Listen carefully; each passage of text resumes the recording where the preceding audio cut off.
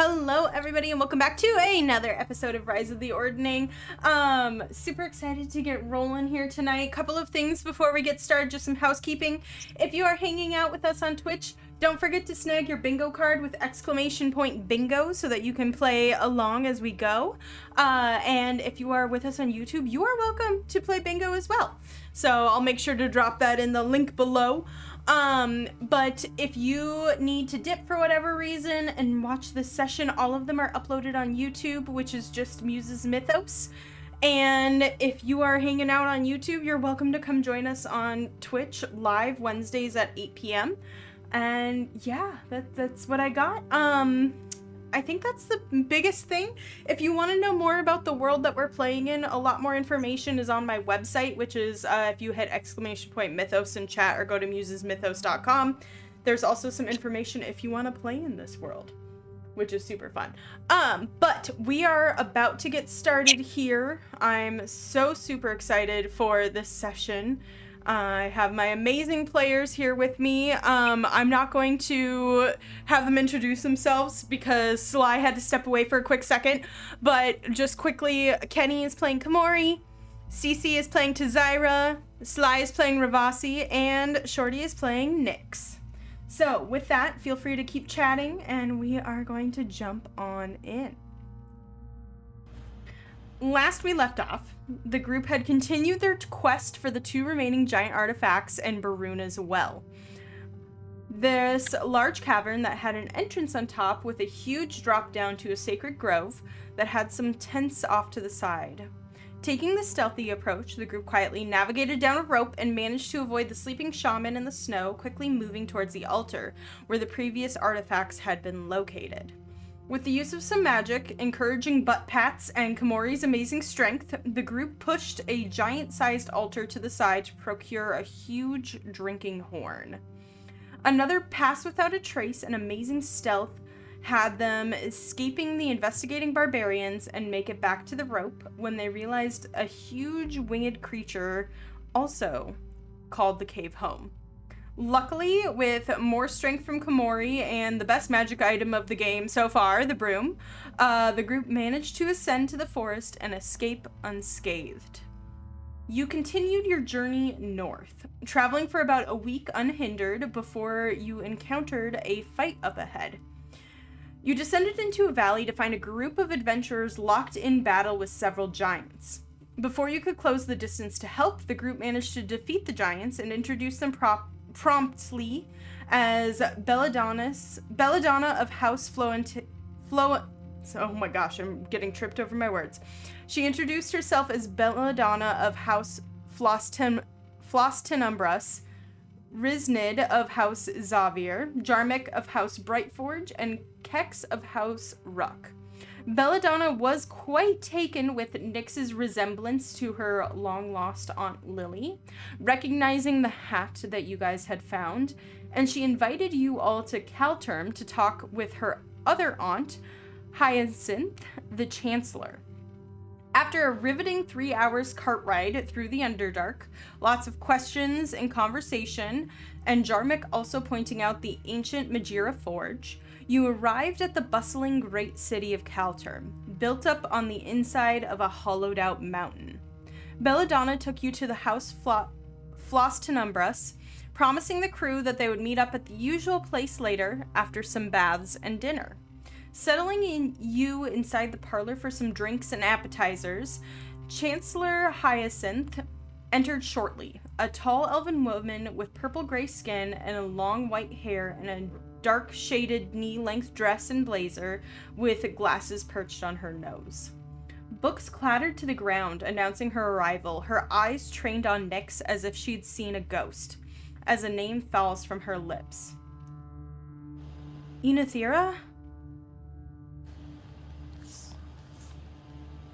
No. Nyx, nice to meet you.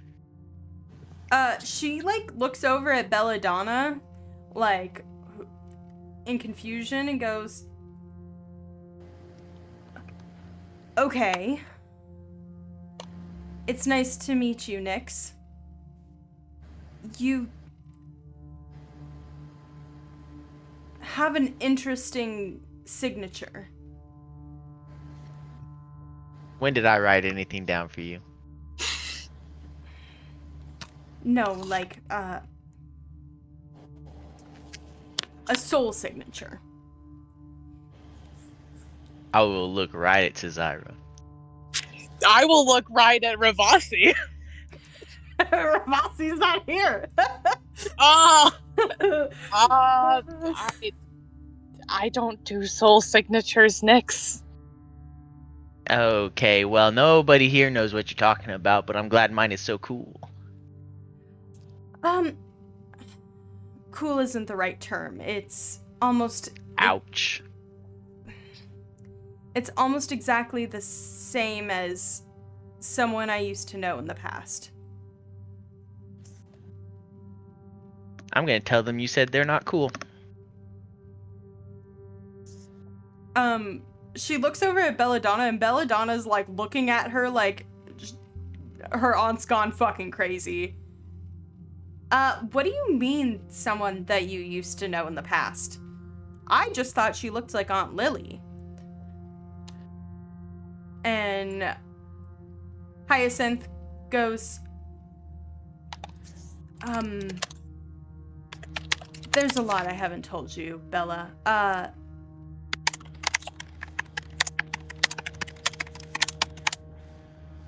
I will put my hand onto Zyra and push her book down because her writing is distracting me. My gosh. Put it on your bingo cards. Yeah, Zyra will give an offended look, but write quieter.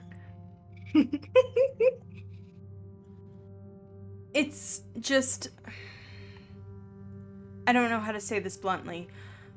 Belladonna, I'm sorry I didn't tell you this in the past. You have the same soul signature as my daughter.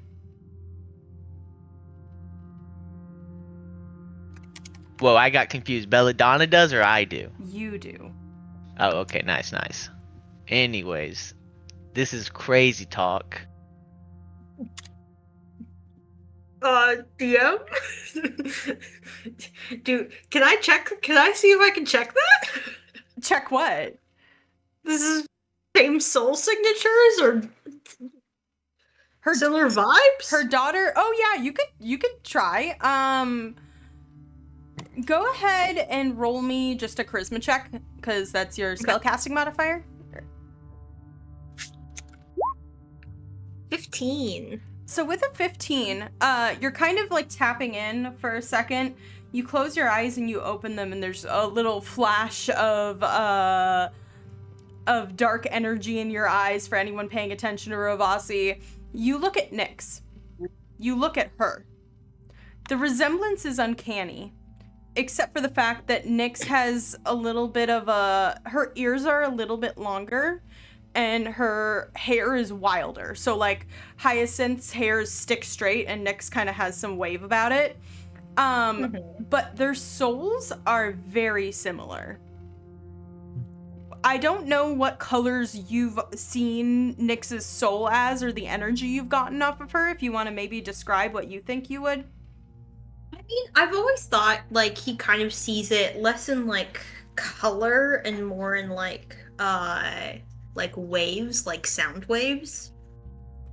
And I almost like kind of like almost like visually like kinesthesiology.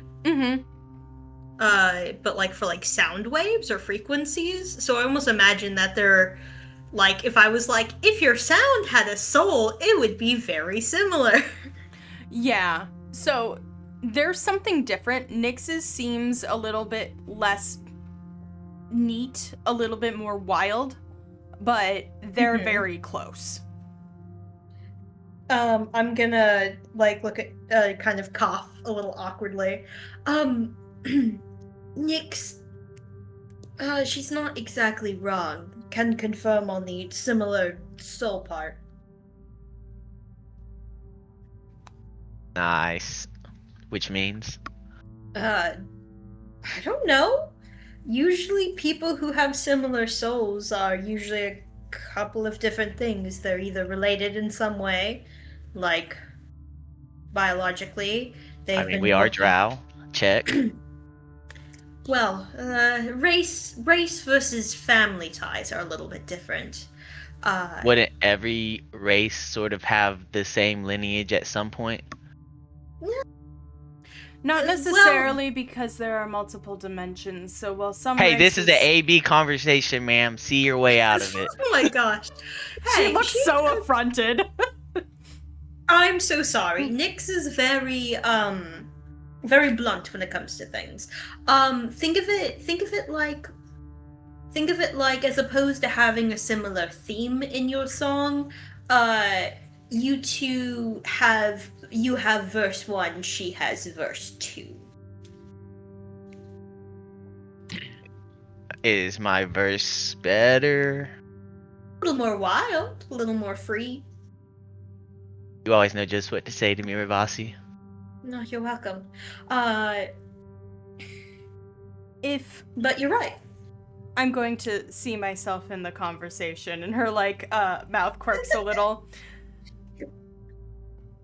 I'm sure. What was her name again? I'm so sorry. Hyacinth, like the flower. Yes. I'm sure if you aren't aware,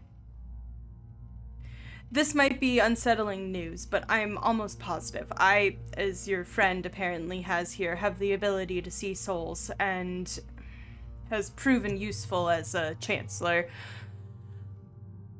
But and she looks desperately over at Belladonna again, in the sense of she's disclosing family secrets that she doesn't want to disclose type look. I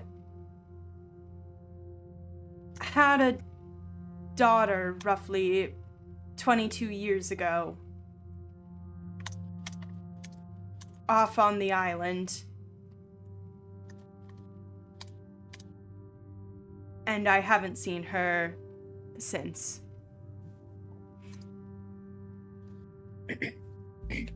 So your theory is you bastardized a kid who proceeded to bastardize a kid? The apple don't fall far from the tree now, does it? No. I had a daughter who I loved dearly and had to leave and left her with her father. I mean, I didn't say bastardizing doesn't mean you love her, but okay.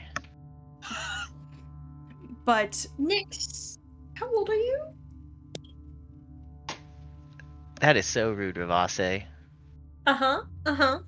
Yes, when am I not rude?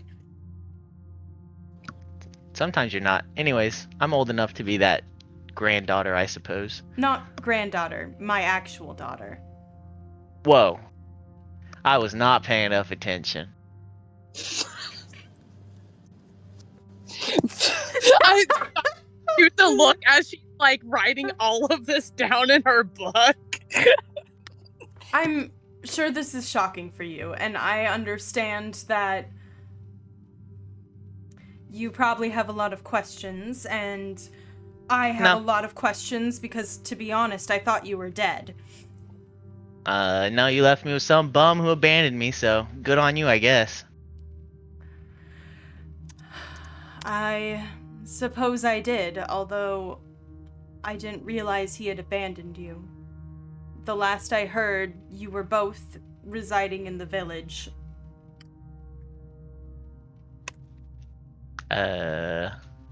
What village? Well, you were residing in the woods, and then he left a message that he was proceeding to the village. I see. I made it to a village. Maybe I crawled there. I mean, you probably could have walked. You were roughly 4 when I received the message, but, semantics. The lore is better if I crawled. I apologize. I have not heard from... If you are who I think you are, your father. And when I hadn't heard from your father, when I heard that...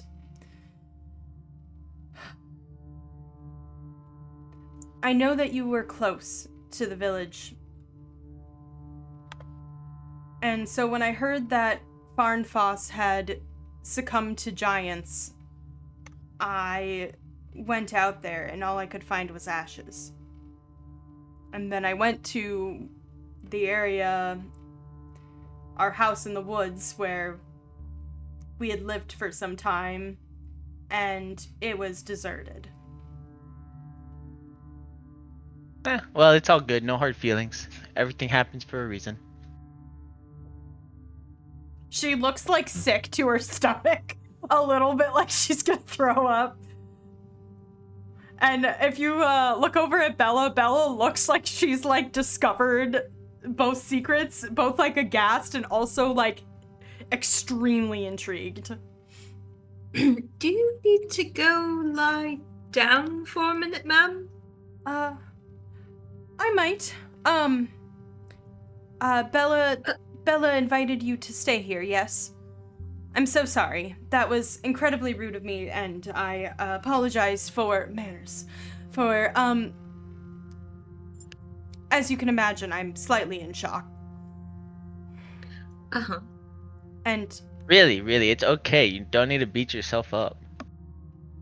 I thought you were dead. Oh, well. Maybe you should feel like relief or something instead of sadness and sickness to your stomach then. It's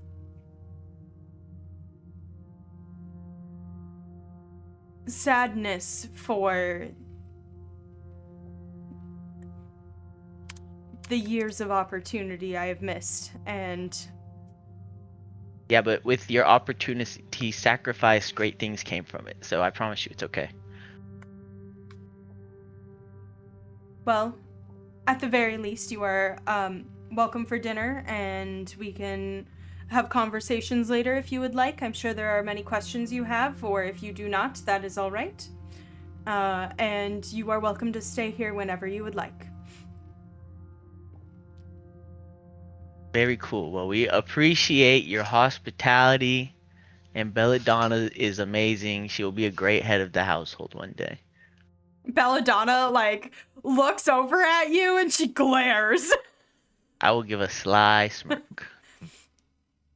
I will see you at dinner. I'm going to go take a moment and... Oh, goodness, I have to go tell Grandma. Great. And she, like, nods. All right. And she walks off. Her whole world just got rocked, and it is evident in her face. What a cuckoo. So I guess that makes you my cousin. Belladonna, you're really cool and everything, but I do have 3 people I know a little better than you who probably want to talk to me first. I'm so sorry. I will give you space and time to process this. I apologize. If you need me, just knock on the door and someone will snag me.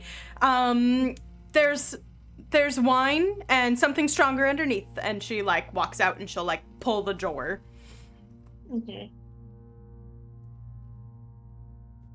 Ravasi's got like a shit-eating grin on his face. So, Princess Nyx? Duchess? I bet my family's cooler than yours. Ravasi, Okay. technically, yes. Yeah. Yeah. Like, I mean, like if a you're- tier, a tier or two.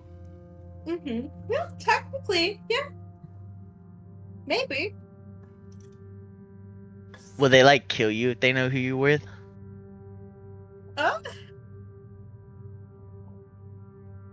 No. Don't worry, I won't let them. I'll tell them I took you as my lover.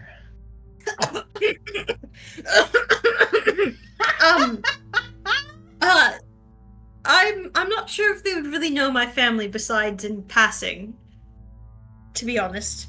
But if you really desire to, Only if they're gonna kill you. I don't think they'd kill me. Why would you think they'd kill me? I mean, I don't know how you nobles are. You guys are kind of petty and childish for the most part, from what I can tell. That's true. Okay, you're deflecting from this conversation.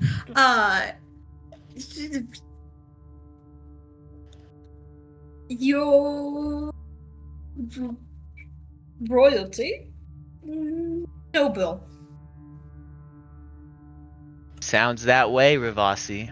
Sounds that way.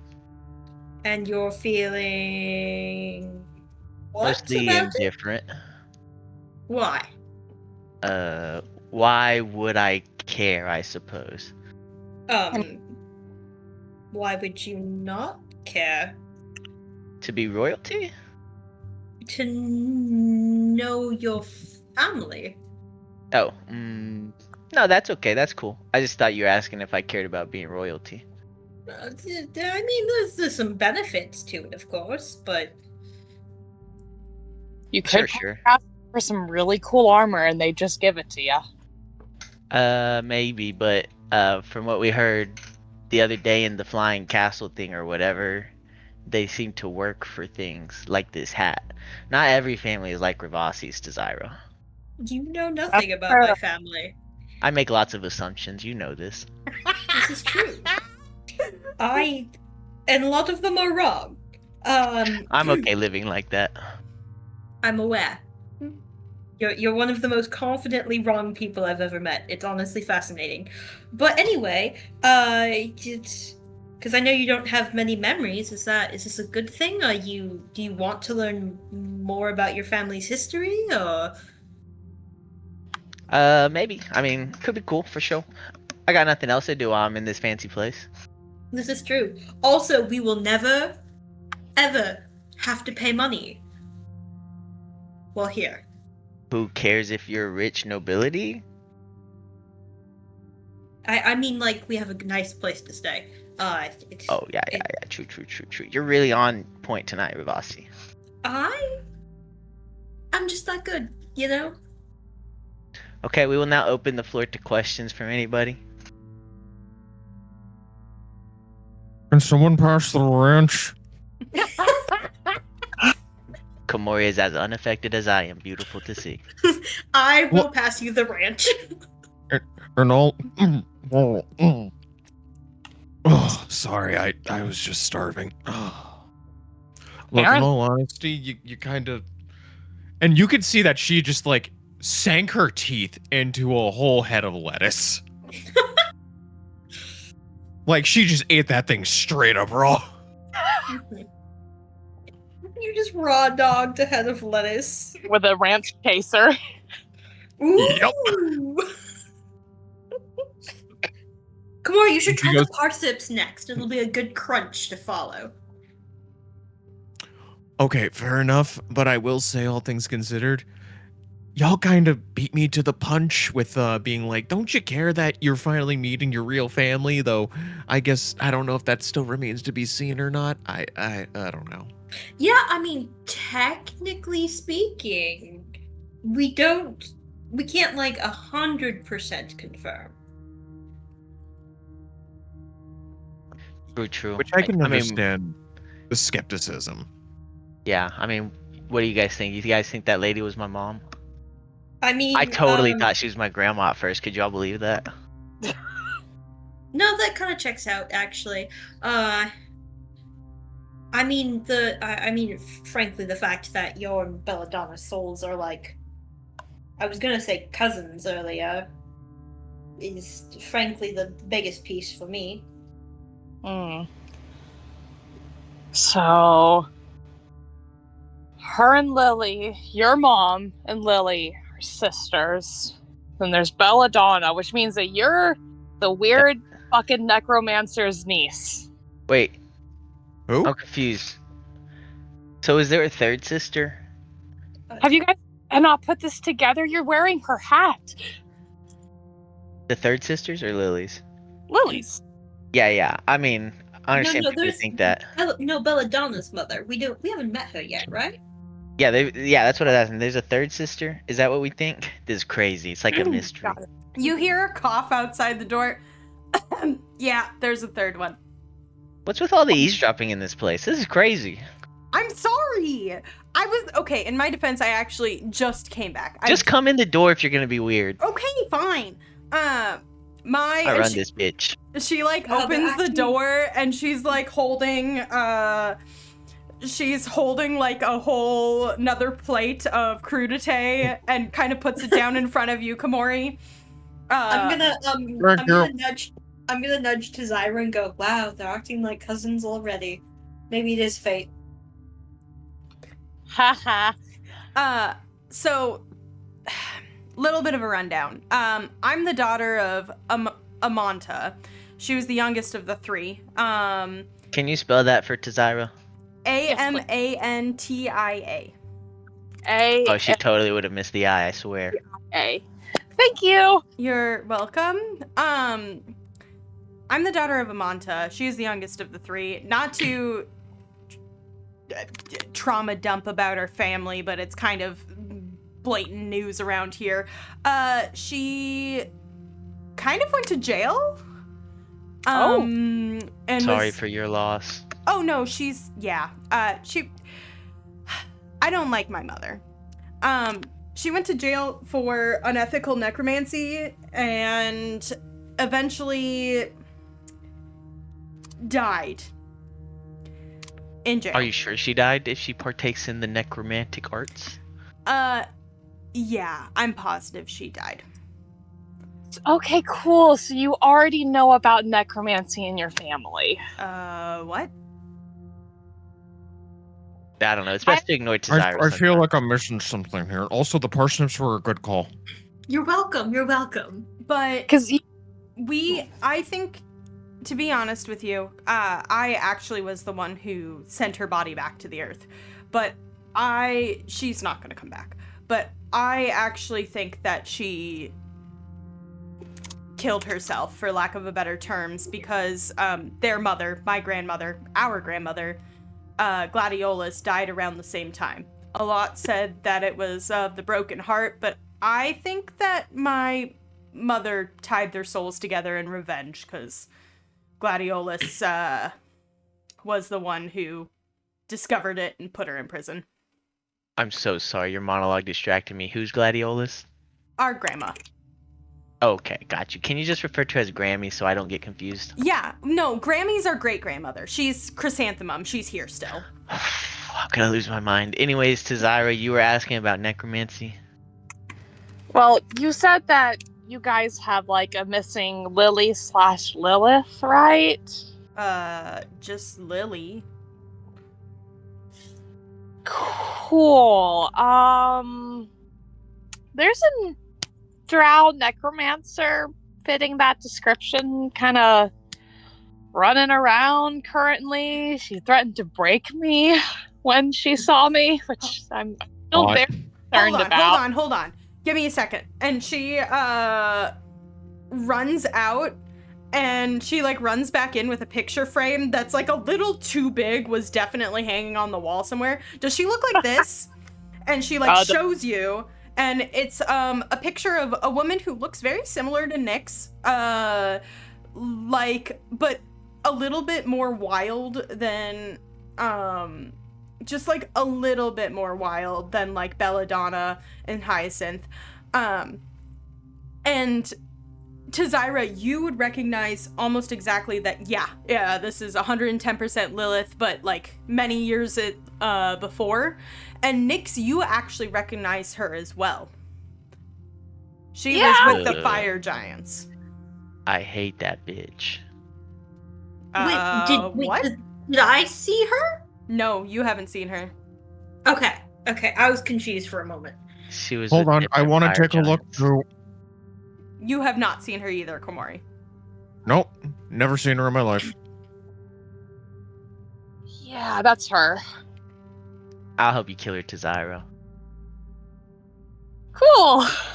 So, you're saying our aunt did something bad to you without knowing who you were, I assume, Nyx, and did something bad to you?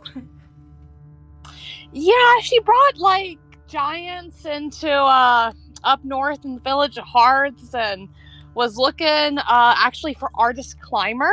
Does that name mean anything to you? He was one of the ancient heroes. I just recognize his name from like history books. Yeah, he has a ring or something apparently. And so she was looking for his kid, and I was trying to get in the way of, his kid, and she said she'd break me. She means that too. I've seen it. Oh. The break. She means it literally. Oh. Wow. Yeah, she said that she loved to see like heroes break down and thought it'd be fun. But,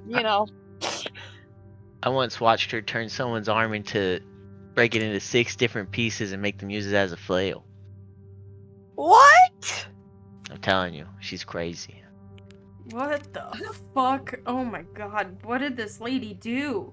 She just ran off, left home, was supposed to be, as far as I was concerned, she was supposed to be a part of a guild right now. She's giving y'all a bad look. Well, I mean, if she's going by a different name, you said, she obviously isn't. Okay, let's maybe not tell Auntie Hyacinth about this right now. Ooh. Let's maybe tell her in the morning. Yeah. I think she's trying to process, long lost daughter.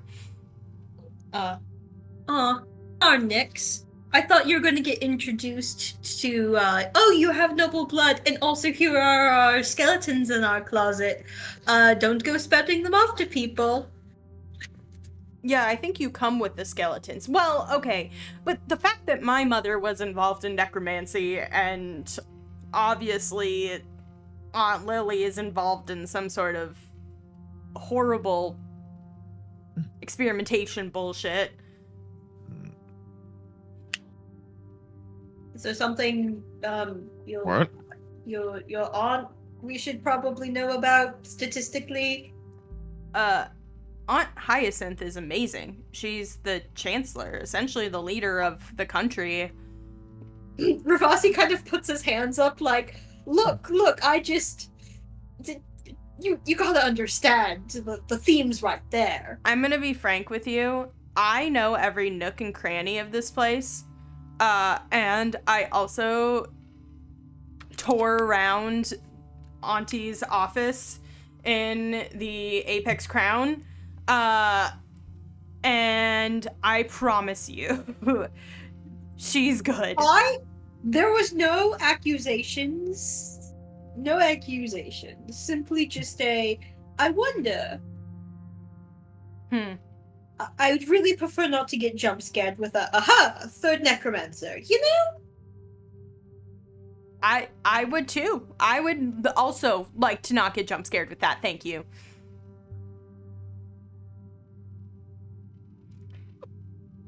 But, there was a whole investigation on my family when my mom went to jail, and that's actually when Auntie Hyacinth came back.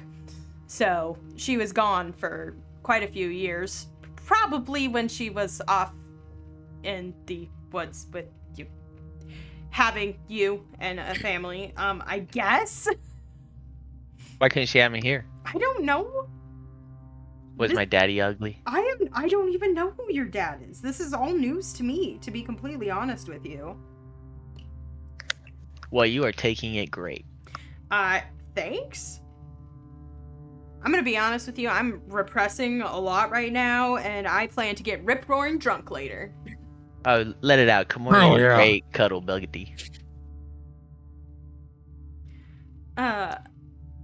Side advice. No. No? No. No. Don't get rip-roaring drunk? Kamari's not very cuddly. Oh, I missed that. We can move on. Wait, we were talking about me. Oh, sorry. I'm sorry. The food's good. It's been a while. Komori, I the more you hear about this and you listen to it talking and you kind of like look over at the picture and you hear the tidbit about human experimentation, you glance over and you don't recognize Lily or Lilith, but there was a figure that reminds you of her and the way that her ears are shaped and the way that her facial structure is. But you're not 100% positive. It just sounds familiar. I am at one point gonna go. You mentioned experimentations.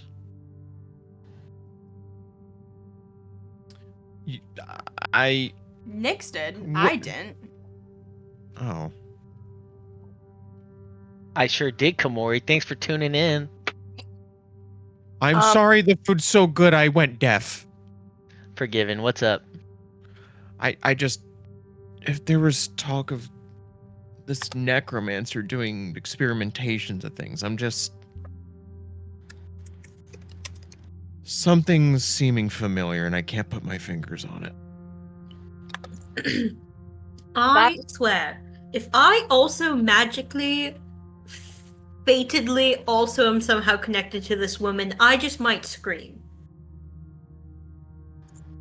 Well, familiar doesn't mean connected, just... I'm gonna give you a look. What? I'm gonna look at Tazira, and then I'm gonna look back at you. Okay, technically, I'm not fated connected with her other than her threatening to break me, so it's only a 50-50 right now. Okay.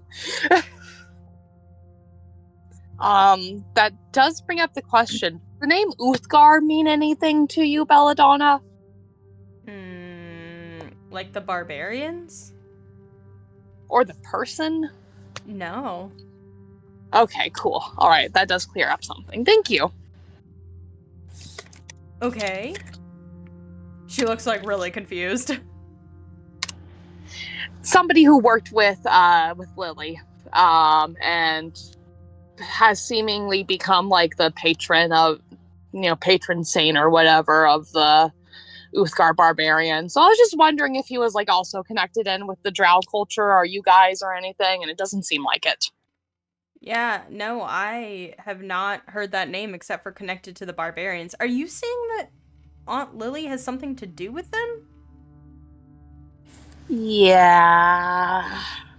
Okay. There's some weird experimentation going on. She's pulled some real weird shit. I'm sorry I had to tell you. No, I'm not glad you're telling me. But I'm glad to know. Holy shit.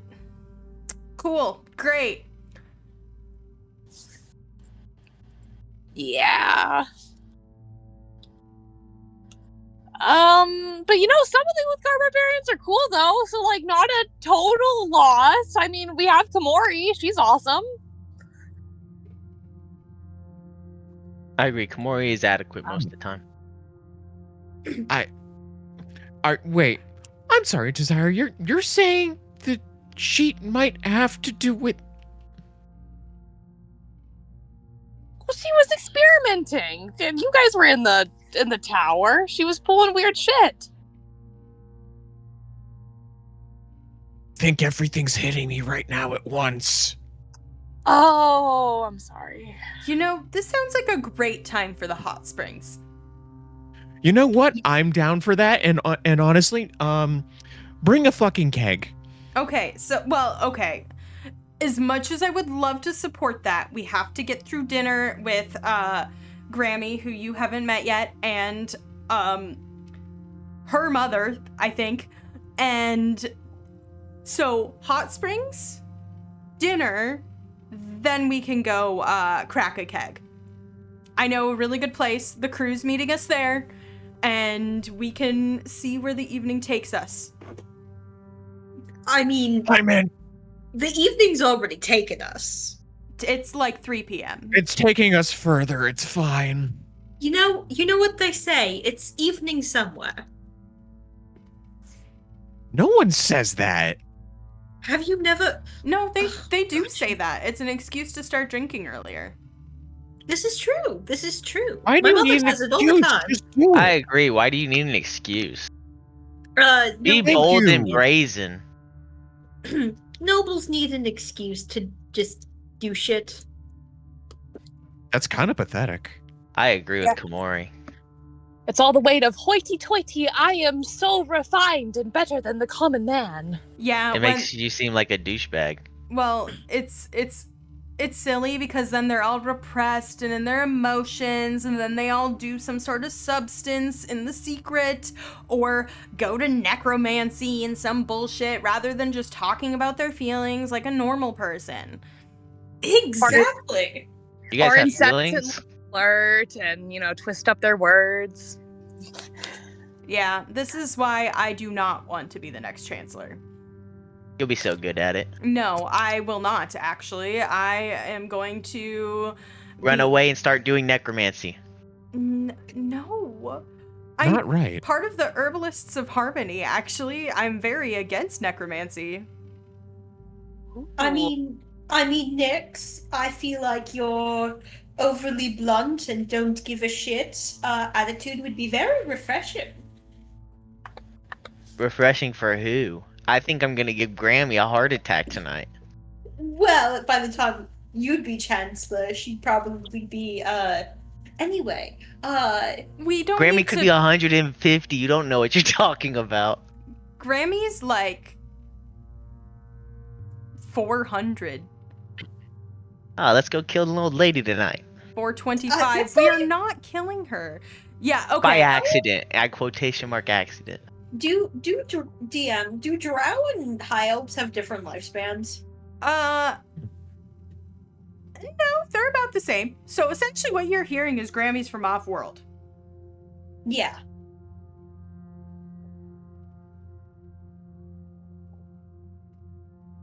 I was just struck with, like, we have that age. Yeah. It's not that old. Ravasi's like, that's not that old. You've got, like, a good couple hundred years. A heart attack can get anyone at any age. It's the silent killer. Well, the That is fact true. that she didn't... Okay, anyway, we're not... Let's go. Come on, follow me. I'm gonna pass on the hot springs, but y'all have fun. Okay, well, I will show you to your room next first, and then... Or Alfred here will show you to your room, and I'll have him point out Auntie's office on the way if you wish to have a conversation with her. But the rest of you can follow me. And she takes those who would like to go to the hot springs, and Alfred is standing outside, and he will lead anybody who wants to go to the rooms to the rooms. I'm gonna give Nyx a look of, like, you want to be alone, you don't want to be alone, you... Nyx looks at you with a look of she doesn't care either way. I'm gonna give you, like a go, stay. I'm going to shake my head yes. This woman's going to be the death of me. The hot springs are We know amazing. she's your favorite. I'm just saying, the I will- hot springs are amazing. I will, Hot springs. Hot I will go springs. to the hot springs. Okay. Yes. So I will give Ravasi a sad look. I'm gonna flip you off.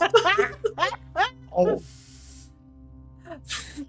So the three of you walk off down the hallway. Nyx, you can choose to stay in this, like, lounge if you would like, or Alfred's kind of just chilling outside, and he goes, your room is ready if you would like to retire to it, or you are welcome to stay here. Thanks, Chief. Why don't you hang out here with me? We can hang out and talk and hang out. How many times can I say hang out? All right. He, like, stands awkwardly in the corner of the room. No, don't be weird about it. Just take a seat somewhere. Why are you being like that? Because I'm working? Aren't I kind of your boss? Are you? He looks confused. He probably Me didn't too, get the buddy. memo. Why don't you just stop being weird and hang out with me? All right. He sits Good down man. next to you, kind of like confused, does not reach over and grab any of the food or anything. I will put my legs over the arm of whatever it is we're sitting on and lean my back against his shoulder, and I will just tell him the story of this adventure so far. Okay, I'll listen. And you can go do the other people. Sounds great. So the three of you are led down the hallway, and Bella goes, so up these grand stairs right here, upstairs are where all the guest rooms are on the right wing, and the family rooms are on the left wing, as well as a couple of offices. Downstairs we have a lot of the hosting rooms, but we also have a couple of other places, and if we go here, and she opens kind of a door, and you see a staircase kind of spiraling down, and it like the rest of the area is kind of like stone and covered in tapestries, and it's intricately carved and painted. Like everything's really colorful. And then it kind of is just like a stone, this is like a stone stairwell going down, but there is still like wrought iron designs every so often on the ceiling, and the handrail is like beautifully carved. Down here is the hot springs, and she like leads you down there. So there's a couple of options. We typically there's a couple of like private little hot springs if you want your own space. But the other option is there are some bathing garments, and the group hot springs is pretty great too. And the water's constantly moving, so don't worry. And there's also showers beforehand. What would you suggest? I'll hang out in the group hot springs. There's a cool like little bar in there. You had me at bar. But you're all, if you need space, I understand that between you and me, Reunite is kind of an introvert, and so I understand that he like sometimes needs space off to the side. Yeah, that would be appreciated. Yeah, so do what you need to do and what works best for you. Dinner is in about an hour and 45 minutes. If you find when you are done, if you find one of the workers, they will lead you to your room. There is some clothes available if you would like to wear it. There's no dress code for dinner. It's just a casual family meal. Fantastic. And Belladonna, I have a very serious question. It's the gravest look on her face. Yes, she matches your grave look. Can I use your office supplies to make like some carbon copies and stuff for my dissertation? I don't have office supplies, but I can procure that for you. Beautiful, thank you. And I will walk off to the private hot spring. She actually like kind of pokes her face around, and there's like a couple of workers in the hot springs, and she like says a few things, and a couple of them like actually bring you some paper in the hot spring. Oh, hell yeah. Okay. Belladonna, do you... He like thinks for a second. Do you need someone to process with? How about we have this conversation after I have a fruity cocktail in hand and am in hot water? Okay. Then I will join you. Okay. Kamori, come with me over here to this side. Oh, all right. I'm coming. She like drags Kamori over to the other side and is like, there's changing areas in here. Ravasi, yours is right there. Thank you. I have used some before, so no need to give me any additional information. She like salutes. But you guys there's like private rooms in each of the hot springs, like walkthroughs where you can change and shower. And there's stuff available to you. and like robes and slippers and shit, and you guys can go walk into these very beautiful hot springs that are all built out of the stone. The ceiling though is covered in I don't know how to describe this other than like Italian frescoes. Ooh. Except they're not like that material won't do good in humans, but it's like absolutely covered in paint. And they're beautiful landscapes, but they're a lot more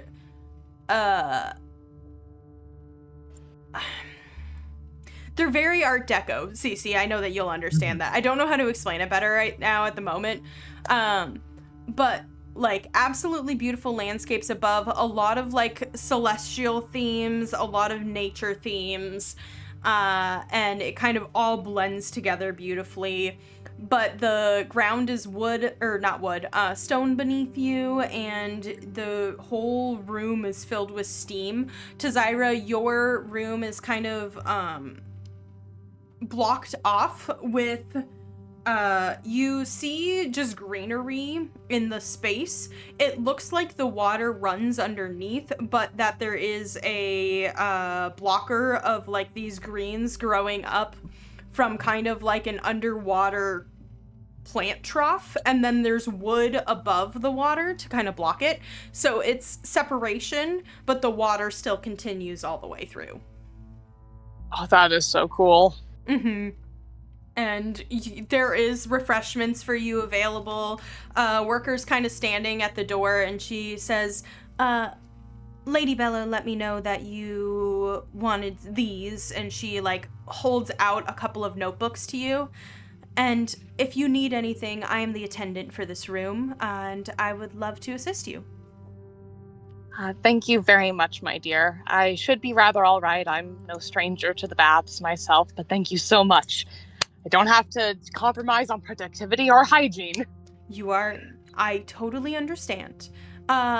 There's several teas and juices here. If you would like anything else, let me know. If you would prefer something of the alcoholic variety, I will just need to go run and get that from the other bar. Oh, I'm fine with tea. Thank you so much, my dear. And she like kind of bows out and leaves you to it. Beautiful. Once she is out, I will take off my mask and do a deep scrub of my face. Perfect. Yeah, you have like a whole separate space, so like your changing space is in the private bath as opposed to like separate. So you can change, shower, clean yourself, get in the hot water, etc. Baller. Okay, and you get to work. Ravasi, you meet the girls as they come through. Bella beelines it straight for the bar, and there's a gentleman kind of sitting there, and she goes, hello. And he goes, hello, Bella. The usual, please. Komori, do you like fruity? Do you like sour? What do you like? I am not picky at all, so if you got a recommendation. You should introduce her to tequila. I should. You are a genius, Ravasi. Brua, if we could please have two... I know I said my usual. I'm changing my mind. I would like a hibiscus elderflower margarita. Whoa. Oh, what? It's gonna be great. And she like orders two, and he goes, all right. And go ahead. I'm just gonna lift my hand for a third. Okay. He makes delicious cocktails for you, Komori. It is just ever so slightly sweet in a flowery way, but it's a lot more refreshing tart. Huh. And it has a lot of citrus in it. I'm gonna level with you. I did not expect that. You're welcome. Okay, and you guys settle into the waters. Bella, like, kind of leans out, and she, like, looks at a point on the wall, and then shoots a thorn whip to go press a button on the wall, and the whole hot springs magically start to bubble. She understands. So, I probably do need to process a little, but like, it's fine. I knew that Nyx was different. It's kind of crazy that Nyx is, my cousin.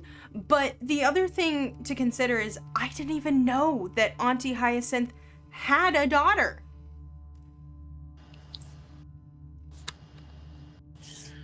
It isn't Yeah, crazy. things are.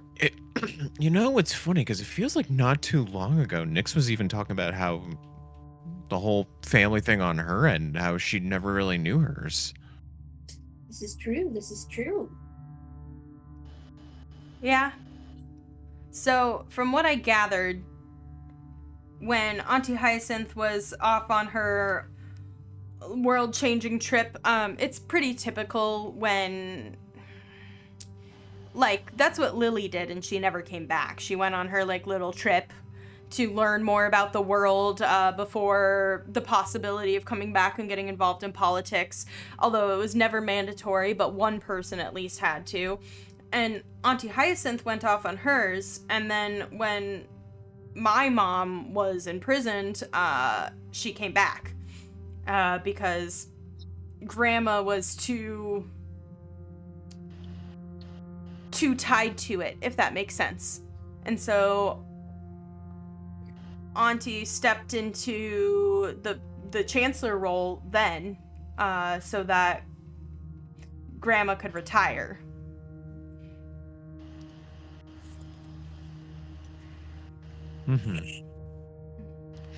So, I mean, I guess that makes sense. It's just so basically everyone's been involved in politics for so long that it gets to the point where it's too tiring, but family stuff is making it more difficult. well, no, Grandma only retired because she was the one who had to imprison her own daughter. And that's number one, grating on the soul, and number two,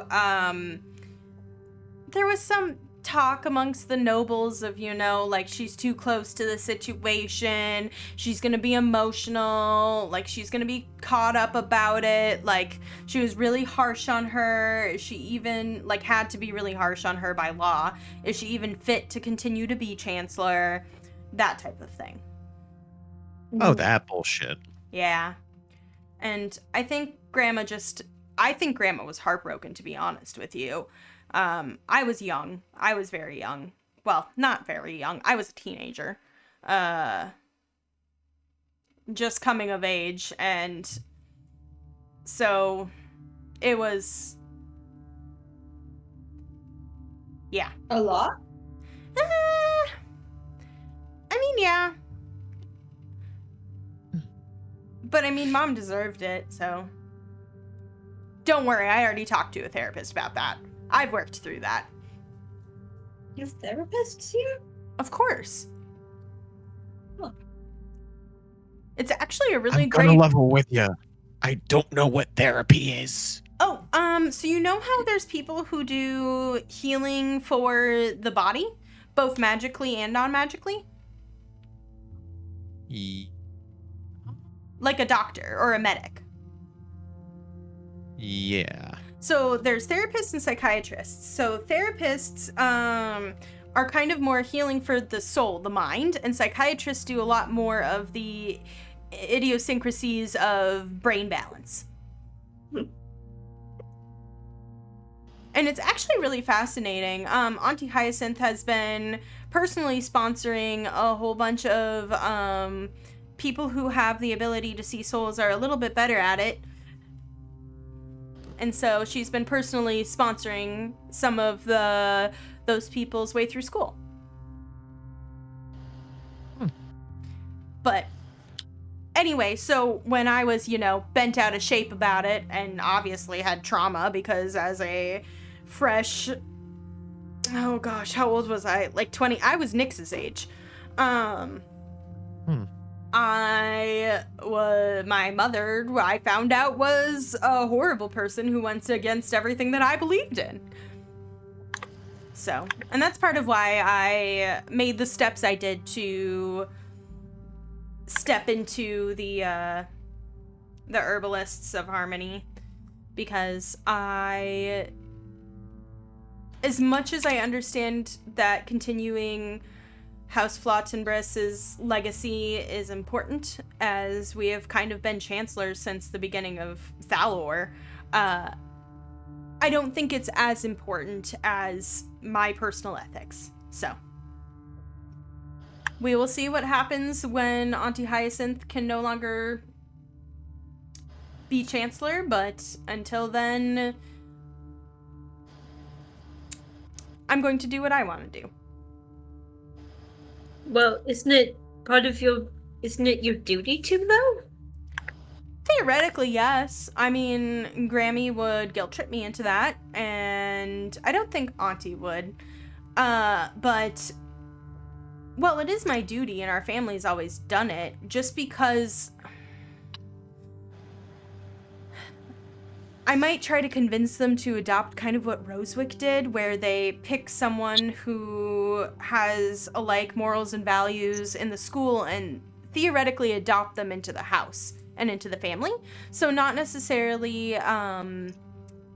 like, hi, you're my new adopted daughter, but more along the lines of, you are someone who is trained for this, we are going to sponsor your education, and you can come live with us and learn and shadow and become Auntie's apprentice, and they become part of the family, and so therefore it is still passed on in the family, even if it's not by blood. Huh. That's not something that Thalor has done very often, but it's I feel like I could convince them. Well, doesn't blood matter? I mean, yeah, but I mean, you've seen it. My mom had to answer for what she did. Obviously, Aunt Lily is crazy cuckoo pants, who has very drastically different beliefs. But while blood does matter, if somebody is going to completely go against what your family stands for and what they believe in to the point of hurting other people, then I would say that our morals and ethics matter more.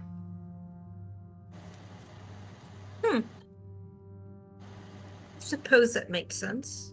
And I don't think that Auntie would force me to be chancellor if I didn't want to be. My gifts obviously lies elsewhere. I'm a little too... I don't give a shit about politics. And so I like digging in the dirt. I like discovering mushrooms. I like watching the little bugs that come out of the rocks. I like learning about all the different plants in the Underdark. I like changing lives that way. How can I heal people? How can I help them grow? And so being a chancellor is not going to use my skills and talents and my passion to the best. So therefore, blood doesn't matter. Huh. I would hate for fucking the whole country to fall apart because I'm a shit chancellor. And you feel like you'd be getting forced into it just because of status and all that. Just because I'm the only option. I'm the only daughter. With the exception of now Nyx.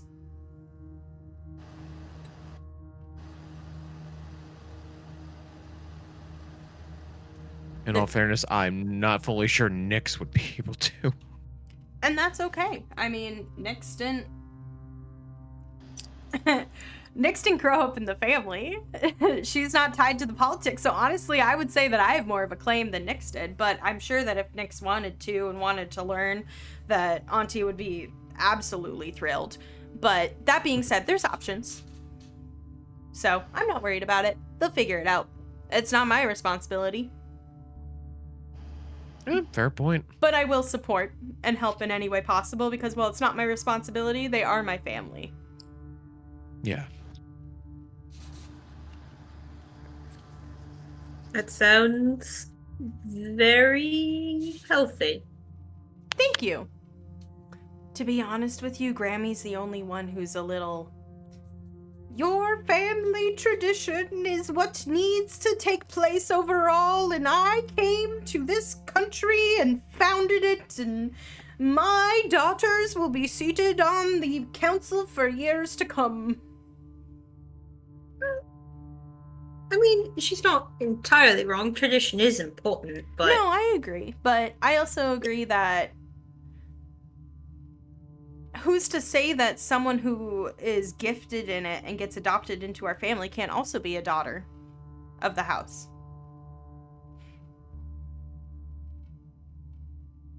You know?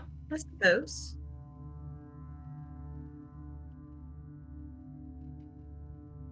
Well, if you're not fit, you're not fit, you know? Exactly. And I'm not.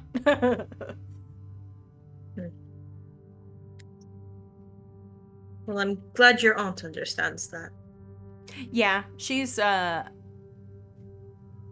think she feels guilty. And now I understand why she feels even more guilty. She was the only one who could rule, and the only one who had the training to do it, and they needed someone to in an emergency. But she's really good at it. Does she like doing it?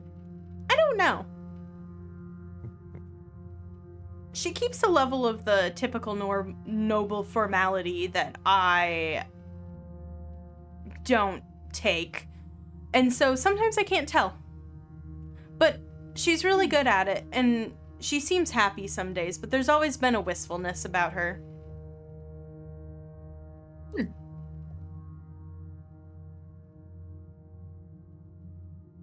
Anyway, these are amazing drinks. Thank you. Right? I feel like my entire world has changed from this one drink. Like, I need to warn you so much, though, Komori. Tequila is very, very dangerous. Yeah, it's one of those ones that when you drink it, you're both inebriated and also you want to party. Yeah, weird shit happens every time I get intoxicated on tequila. I do not recommend. I feel like this is a challenge right now. This is not a challenge. Please understand how much of a not challenge this is.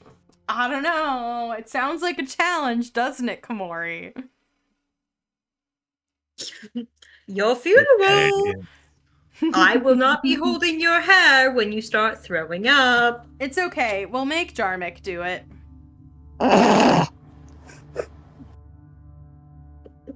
He doesn't let anyone go to bed super intoxicated. Jarmik was the dwarf. Ah, yes. He's a cleric. I picked up on that. Anyway, do you have any questions for us?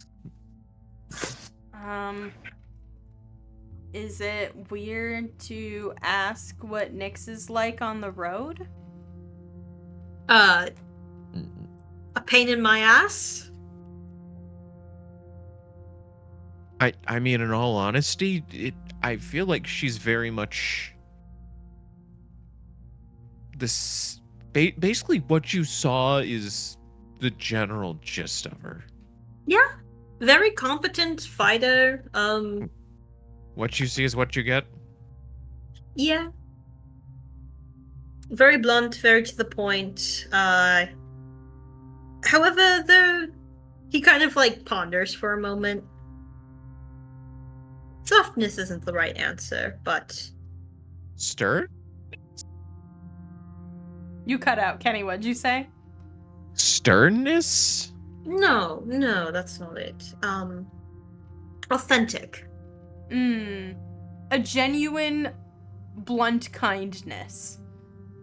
Like, Yes. I want what's best for you, even if I have to tell you you're an idiot to get there. Yes. Oh, for Also, sure. Like, she's done that to me a lot. Yes, also very confusing sometimes. Sometimes I don't know if she likes me or not. Oh no, she likes you. Like, honestly, I wish you two would kind of just fuck already and just get it done. What? He starts blushing. I mean, See, I knew I'd get him to do that. That it's too easy sometimes. I will fist fight you, Komori. I will Are you lose. sure about that? I said I would lose, however, you would feel bad about beating my ass. Actually, no, you would not feel bad about beating my ass. But no. Nyx would make you no, Nyx would not make you feel bad about beating my ass. Sounds... Tazira would make you feel bad about beating my ass. Tazira, you can hear that through the wall. You guys just hear the slightest laugh from her room. See, Tazira gets me. Tazira's on my side, aren't you? I don't know your side well enough to be on or off of it, Ravasi. Would you take pity on me enough if Komori beat my ass? For what reason? In general. He challenged her. I did not challenge her. There was no challenging. You did. I'll cast Cure Wounds, but I'm not having pity. You see what I have to put up with, Bella? I think that you create the problems for yourself, bud. Why does it always have to be me? Hold on. She pulls herself out and she goes and she refills your margarita. All right. I'm gonna hop out and go get ready for dinner and go check in on the fam, but feel free to stay here as long as you would like. Dinner's probably in like an hour 15 or so. And there is chambers attached to your rooms if you would like to get ready there, etc.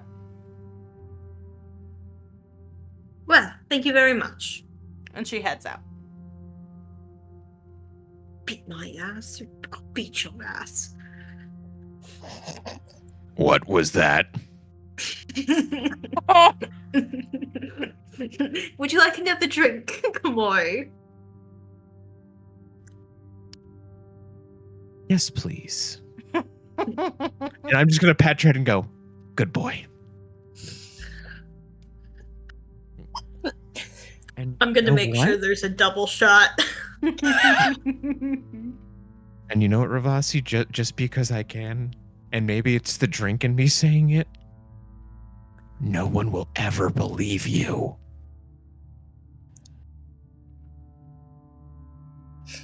That you beat my ass, or that you called me a good boy? That I called you that just now. Ah, gotcha. I mean, Tazira, I'm pretty sure. Your perception. I'm pretty sure like Tazira can still hear you. You heard it. I'm pretty sure Tazira, in fact, can hear you, but Nyx would not believe you. So you've got me there. There's the faint scratching of a pen in the background. Son of a... And is there anything else that you wish to discuss or do before dinner? Nah. Okay. Nope. You enjoy your time in the hot springs and get ready for dinner. Nyx, as we kind of fade back up to you as you're finishing, and that's how we got here. And can you believe this? Get this, Alfred. Through all this, I have a melee combatant who wants to die, and a twink who's scared of everything, and a wizard who's scared of everything. And the gods didn't give me a single healer. Can you believe that? Well, it sounds like both. It sounds like Sham's in charge, doesn't it?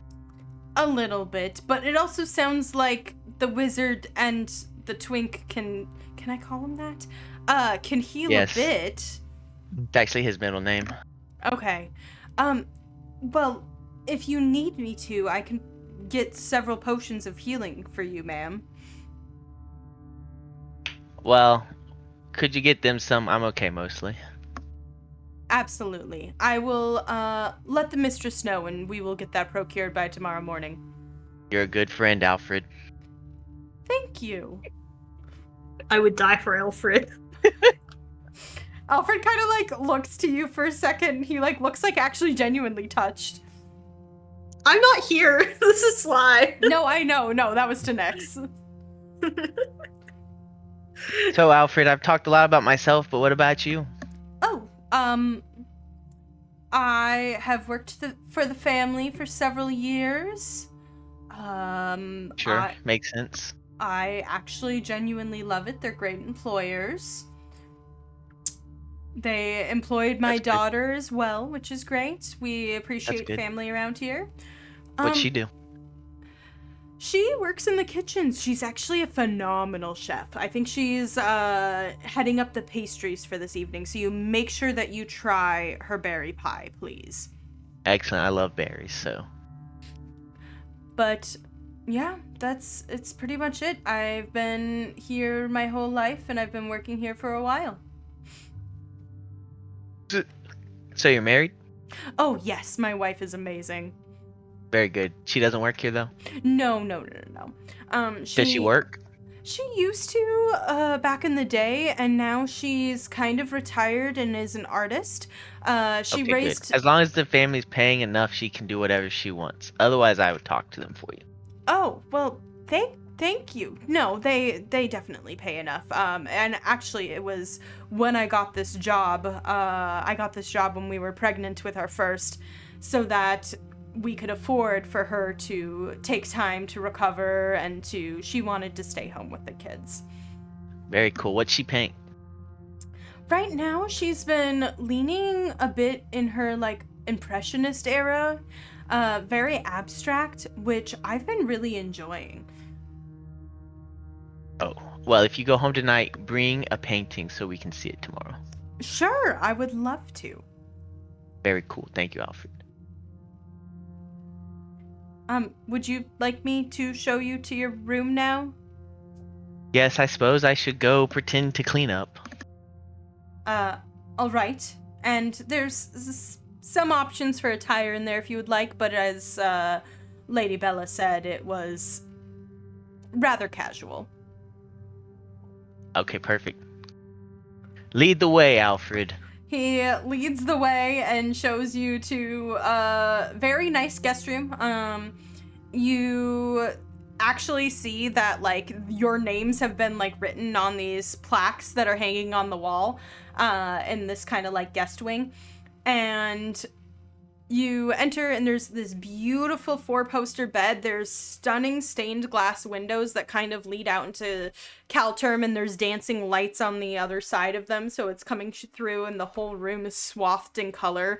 There's velvet curtains on the 4-poster bed, as well as curtains that go all the way up to the ceiling with a huge chandelier. And the walls are just covered in this beautiful emerald green print. The bathing chamber is off to the side. There's some attire options. We guessed on all of your sizes in the wardrobe, and if you should need anything, please let me know. Amazing. Thank you, Alfred. We will see you around the casa. He looks confused, but like kind of bows and walks out. Okay.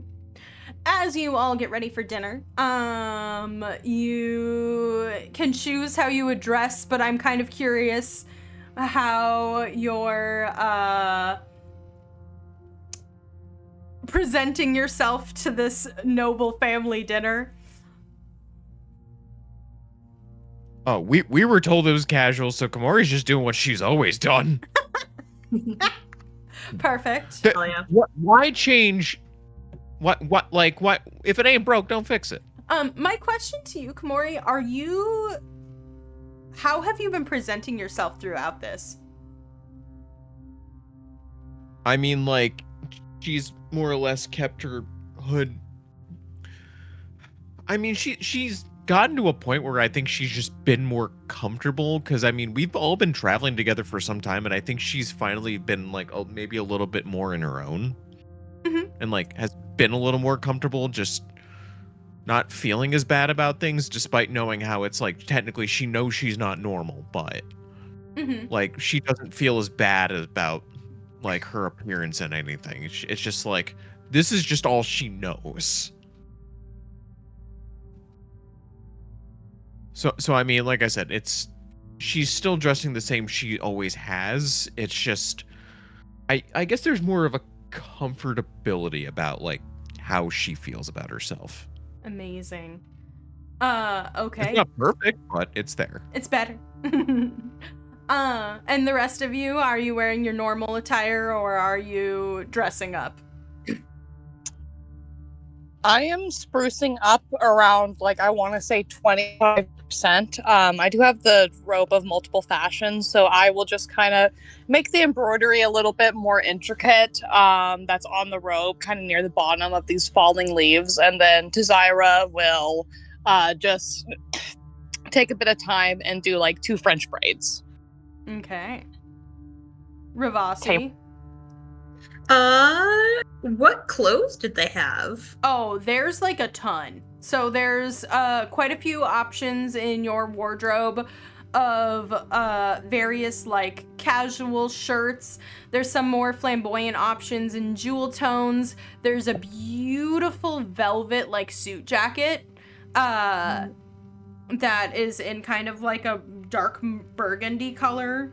And you find like matching pants and a silk shirt or two. So if you wanted to dress up, there it is, an option. You also do see a sequined number like in the back too. He considers the sequins for a moment and then goes, no, that'd be too much. I would give her a heart attack. And he's gonna kind of do, you know, like what you do where you like sort of like pair things together to like dress it up, dress it down. Definitely, that like perfect mix of like, I clearly style myself, but yet I look effortless, casual, chic. Perfect. Definitely has one of the more like flamboyant tops on and like the pants that you mentioned, but still has like nice shoes. And he's like he's kind of like seeing how like his hair is grown, trying to like style it in that like a little more chill way. Mm-hmm. He's seeing if he can pull it back up like into like a low pony or not yet. It's not quite there, but it's close. Darn. And then he's gonna go look for Nyx. Okay. It's very evident which room is hers. As I said, their names are on the door. Mm-hmm. You knock on the door. Nyx, are you wearing your normal attire or did you peruse the closet? Don't call it casual if you don't want me to show up in my normal attire. What does Nyx's normal attire besides her like breastplate look like? A nice flowy white shirt with black pants. Okay. Classic, we love it. Nyx opens the door, I assume. Yo, what's up, bro? I wanted to check that you, in fact, were not upset with me going. To dinner? I don't care. Why you always No. being so weird?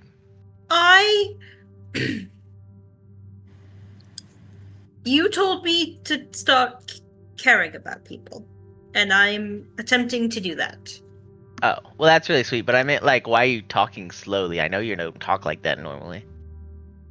Are you just considering your words? That's very mature of you. Yes, I am considering my words. It's probably pretty obvious. He's got a bit of a blush right now.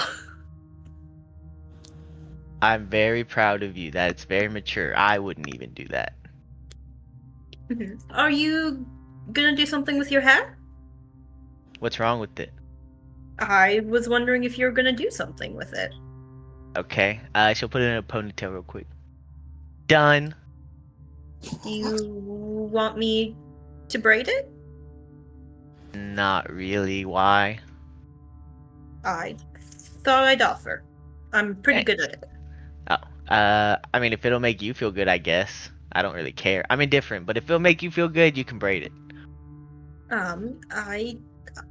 I'll take it.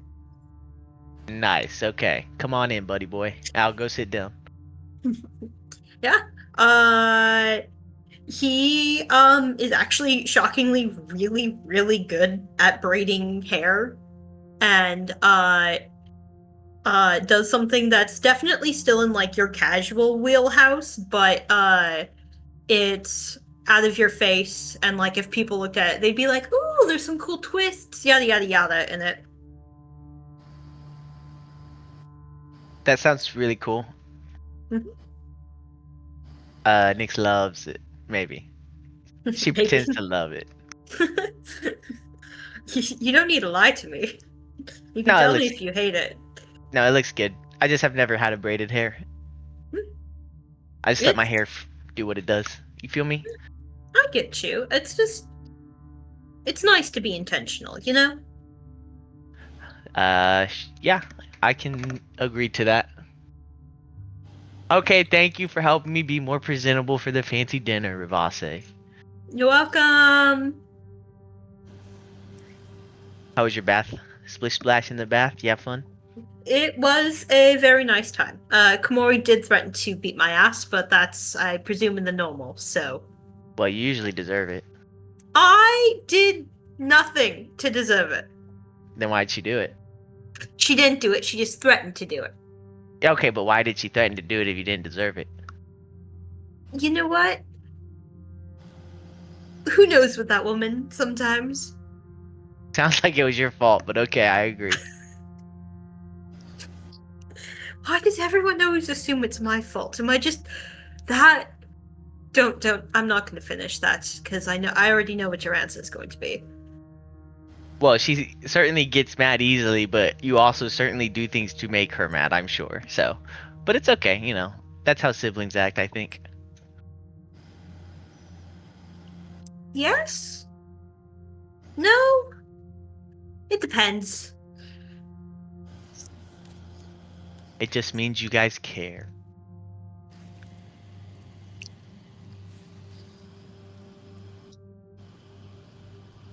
Huh. All So right. what's up? Did you just come to check me out, or did you want to talk about something? Oh, I wanted to check in and see if you were all good about earlier. Yeah, no biggie. All right then. He's gonna offer his arm. Shall we go to dinner? She will slap down your elbow and say, "Yes, we shall." We stand. He's trying so hard. You all make your way down to dinner, and it is an absolutely beautiful room. You kind of see like the whole area. The wall is covered, and there's these gilded frames that have art on them. The table does look like Artlist.io. Oh, why is there? Aww. I'm sad. There's like little tags in this song that I found. It's okay, ignore it. So there is like a beautifully long table, but it looks like the Music licensing okay, I can't deal with reimagined. it. I'm so sad. That was such a pretty song. It's I okay. honestly didn't even notice until you said something. It's like Artlist.io. It said that it wasn't gonna have that on it, but I guess it lied to me. So lied to you. it did lie to me. Burn it at the stake. I know. I just wanted pretty piano music playing, but it's fine. I thought. I'm sorry. Ace. Bastard coded bastards with bastard filling. Okay, horrible music aside, I mean, it's not horrible, it's a beautiful song. You guys make your way down to dinner. The table is set pretty nicely, but there's not like a bajillion plates on it like there would be, and it looks like there's a couple of serving dishes that have been sat out family style.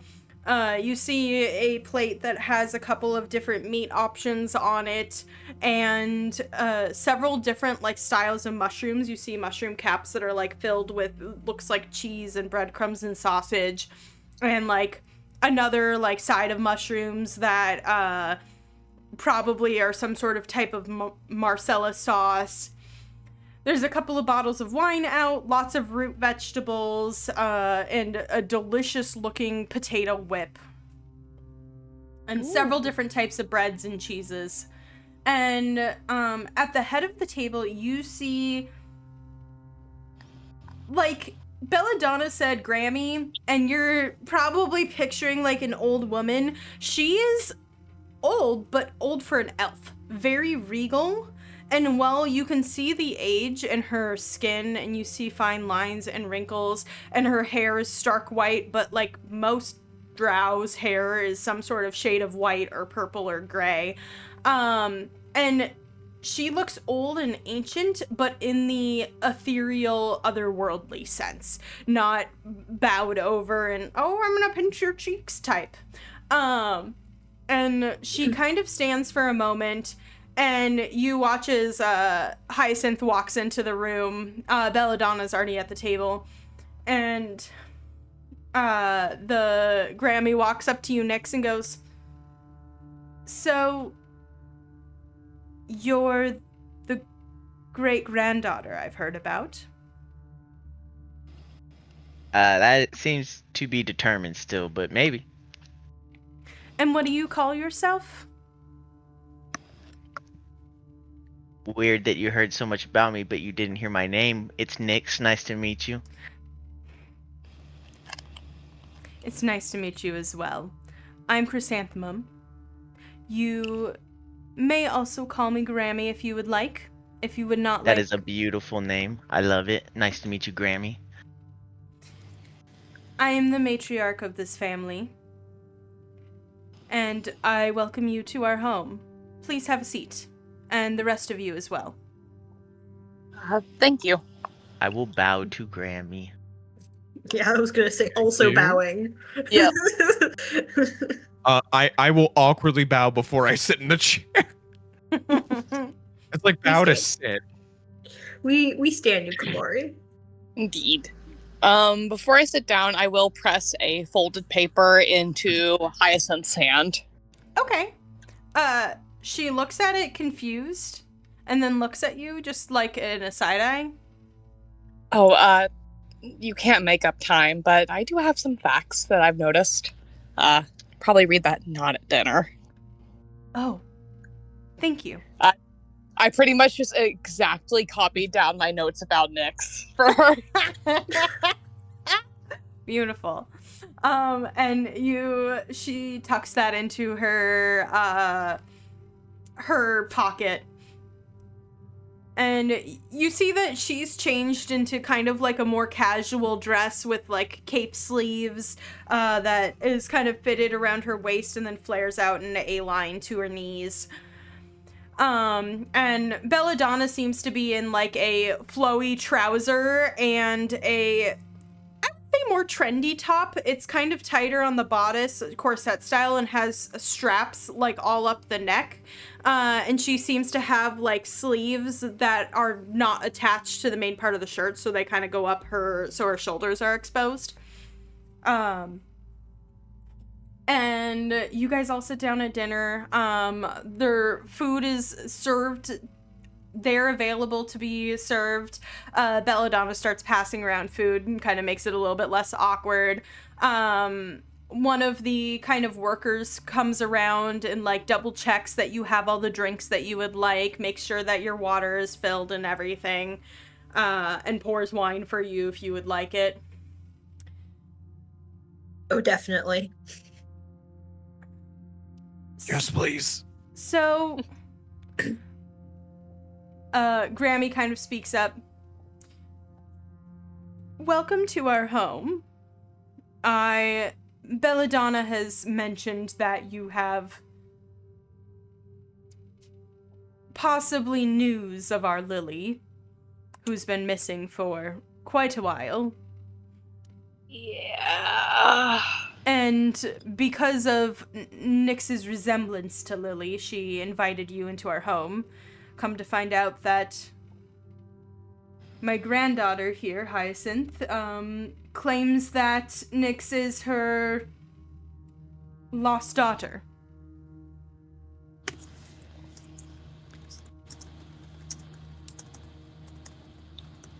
That sounds really stressful.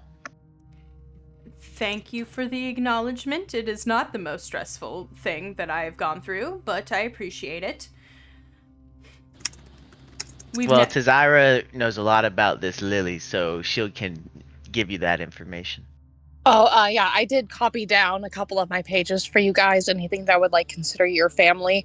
Okay.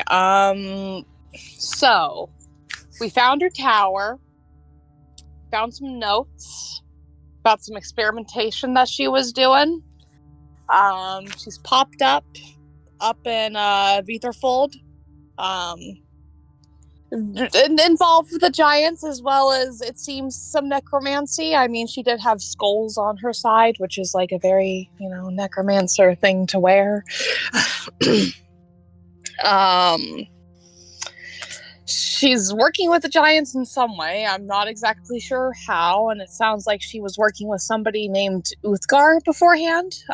Didn't ring a bell to Belladonna, but it might to either of you. And I will motion to Chrysanthemum and Hyacinth.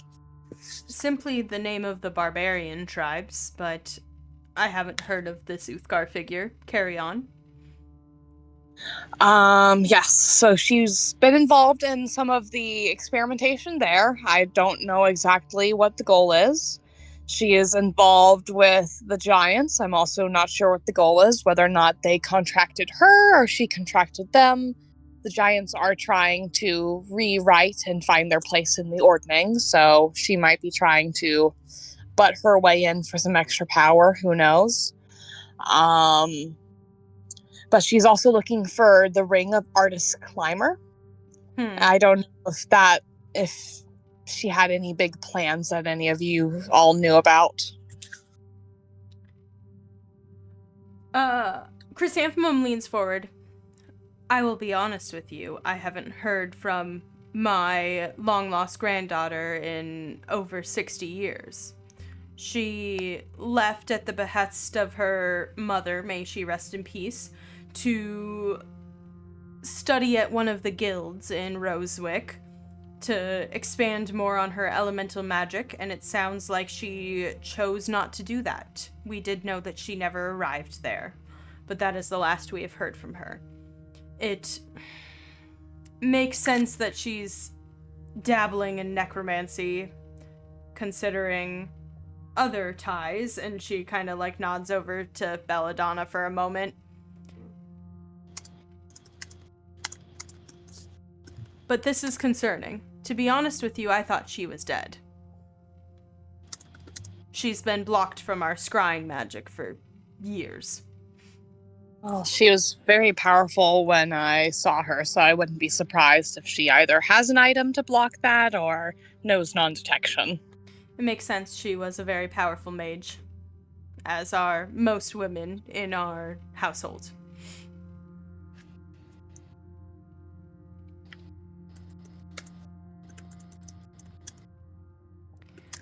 Well, that is very disconcerting, and I suppose and you look over at Hyacinth, who looks like she's swallowed something very sour. Poor woman's processing a lot today. We will need to have a discussion on how we are going to handle the situation our blood is causing once again. Yeah, I mean, worst comes to worst, just shoot me over a message. She said she wants to break me, so I'm sure I'll see her again.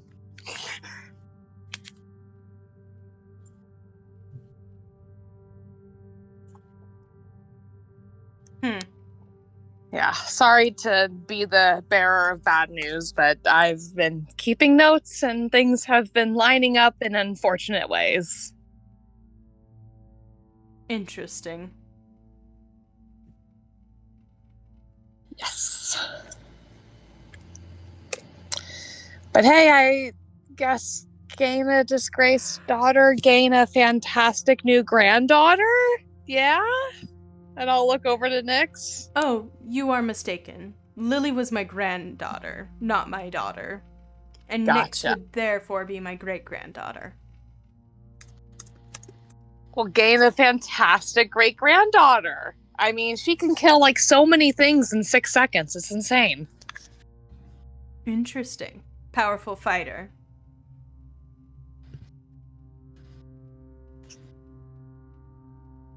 Oh, definitely. Well, that is enough of that business. And she kind of leans over and like pats Hyacinth's hand and like refills her wine glass and slides it towards her. I think that it could be good to have a conversation about our connection to this dear young lady, Hyacinth. And she, like, swallows hard and takes a sip of the wine. Tazira, with your passive insight, you get the sense that Grammy did not know about Nyx. Oh! That she, like, not only was Belladonna not aware, but, like, this is news to her as well. And she holds herself with a lot of decorum, and probably is very good at concealing a lot of her emotions. But you can just tell, as everybody else is looking at Hyacinth, you're looking at her, and you can tell.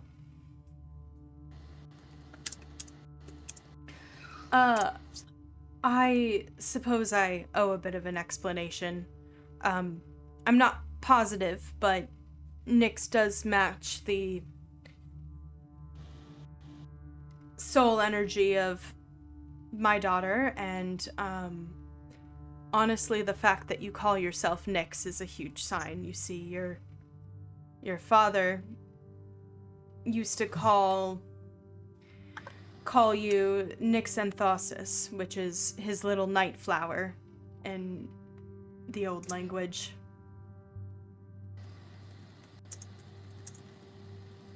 That is so much less cool than chrysanthema. Well, I named you Enathera, which is in the family tradition, but if you would prefer to be called Nyx, that is obviously what we will call you. I like to imagine I named myself Nick, so I'm gonna stick with it. All right. I can tell that you have his spirit.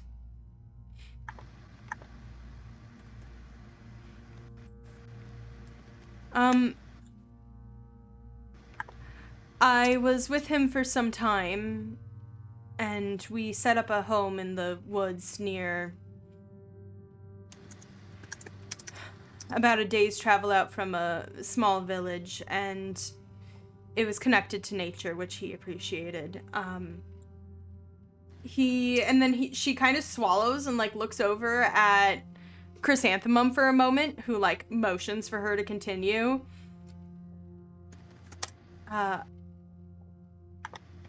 He was from the Feywild.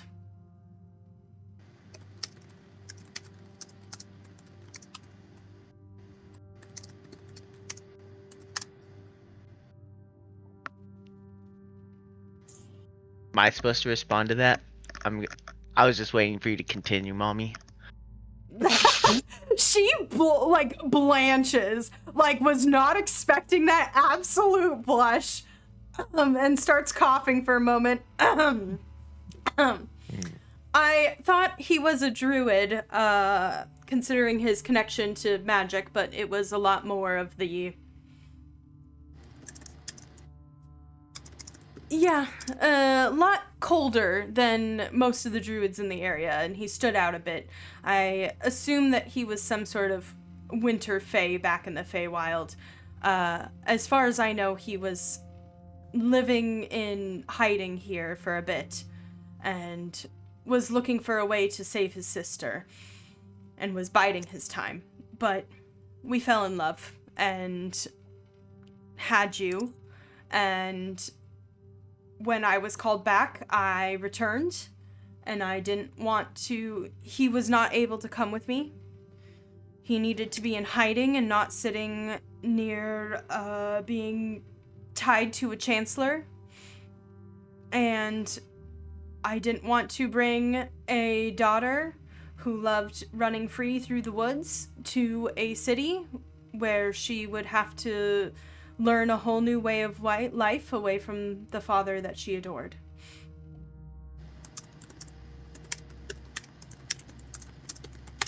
I received a message that something happened a while ago and that you were being left in safe hands in the village, but by the time that I got there, it was gone. I was tied up for about a month or so it was roughly a month. Nyx, you very specifically remember you have years of memories at the village. So the timeline is not matching up there. Yeah, I don't know. Two things seem off about that, but I don't know. I was a child. What seems off? Well, firstly, you said it was like a month, but I got like years of memories there. I mean, I kind of grew up there. And then secondly, you said I like to run through the woods, but legend says I crawled into town on all fours, unable to walk yet.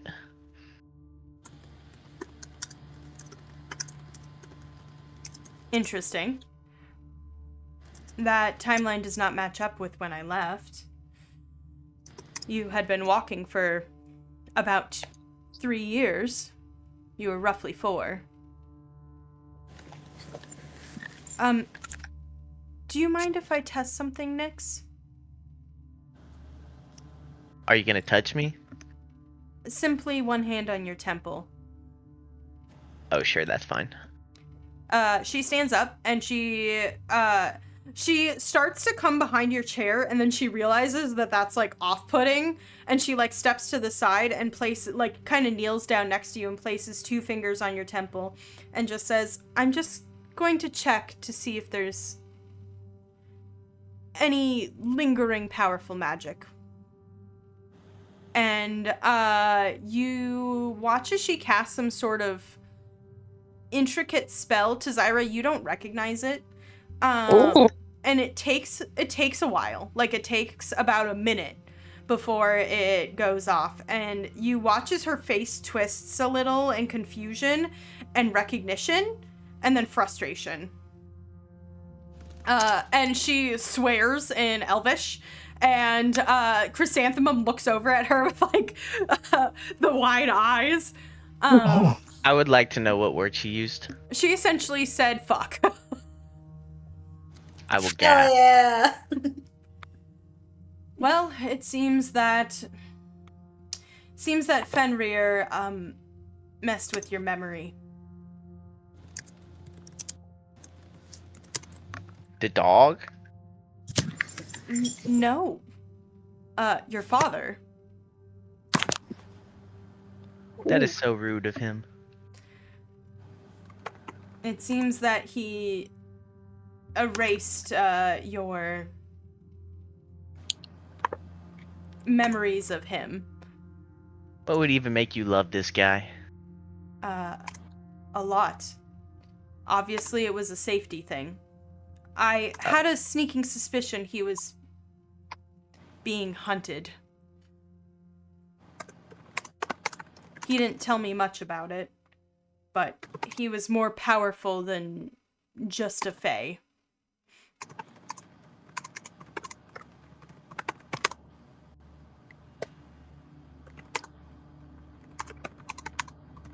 Well, that's cool.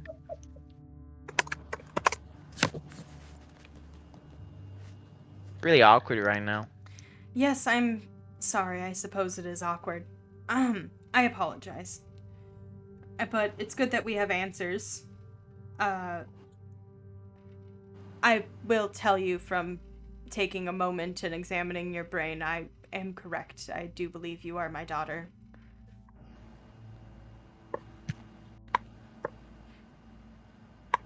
So, moving forward, as I said before, if you don't want to accept us, you do not have to. I understand that you've lived your life believing that I had abandoned you. I'm very curious to hear your story as to what happened and what happened with the village after I went to it and it was raised. Oh, it's all good. I don't have any hard feelings towards you. And who am I to say you abandoned me if you're sitting here telling me you didn't? It was just always an option. I mean, I did abandon you in some sense. I left you there. You went on a business trip. I mean, it sounds like you came back a month later, so you're way too hard on yourself, lady. It wasn't a month later, Nix. It was like she left for a couple of years, she got a message, and a month later she went to go investigate. Oh, you totally abandoned me. I was wrong. Zari, you need to take better notes and keep me in line. Okay. No, really, it's all good. I don't care. All right. Well, do you remember what happened to the village? I don't know. Because apparently my memories have been messed up. What do you recall? Some fire giants raided us, and they took the villagers captive, and they took us to a mean, nasty necromancer lady who did experiments on us. Long story short. That would be in line with what I discovered when I went there. It seemed evident of fire giants and everything was burned. And lo and behold, the mean necromancer's my aunt. Curse you, Lilith. She blanches more. What? Ravasi just rubs like his temples. I don't know what to tell you, but your sister's a cuckoo clock, so. We suspect that a necromancer named Lilith that Desira has and Nyx have all both interacted looks uncannily similar to your sister Lily, and we suspect that they are one and the same. Very recent, by the way. Yeah, it was whenever, I'm gonna be honest, the final nail in the coffin was whenever Belladonna was talking about the hat, and I remember that we found it in a tower with notes from a lily. So. All right. That is news. That makes me very upset at her. And I will have to resolve those emotions and decide how we can do something about it. Don't worry, she's on the list, and you do not want to be on the list. All right. Well, it sounds like Bella mentioned that you were traveling adventurers and doing something about the giant issue. So I assume that this list is a part of that? Sure.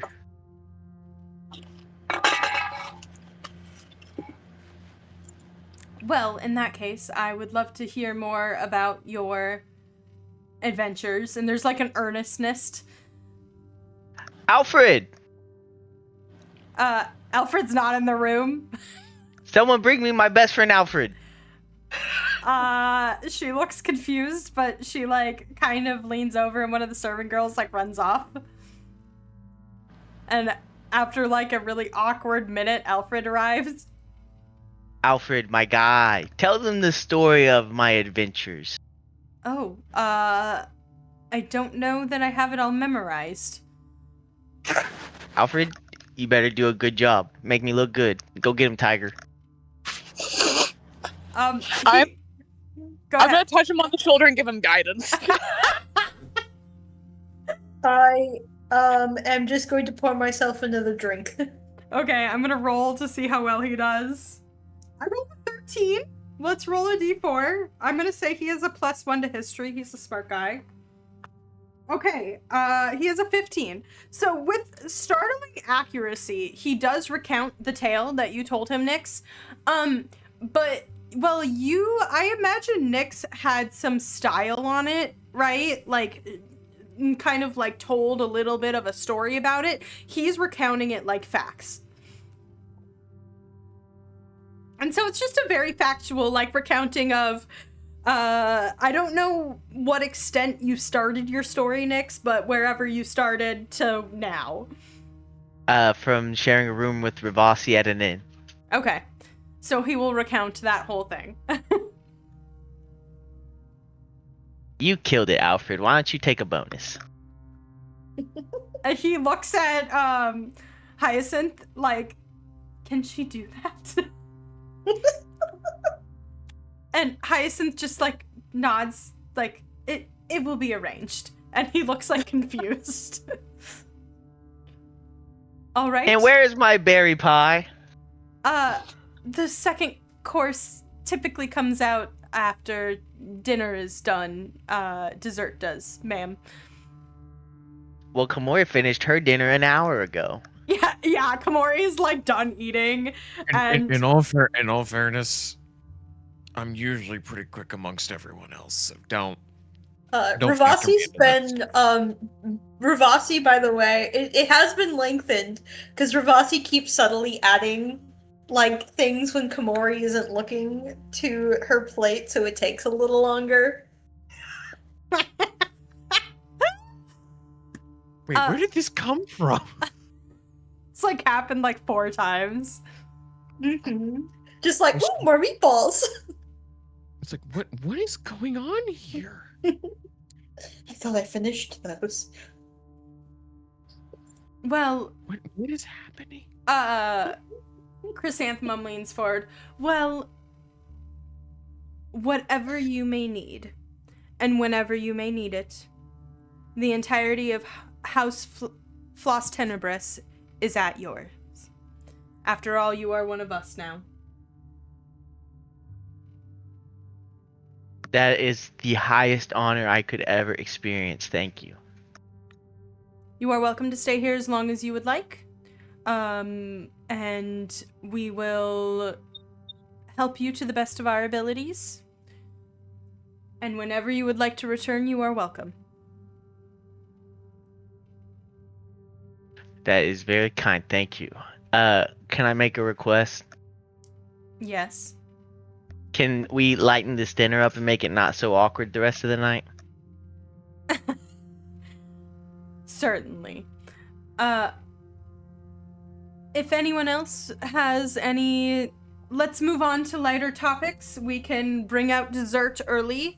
And she, like, kind of snaps a little. The berry pie sounds great.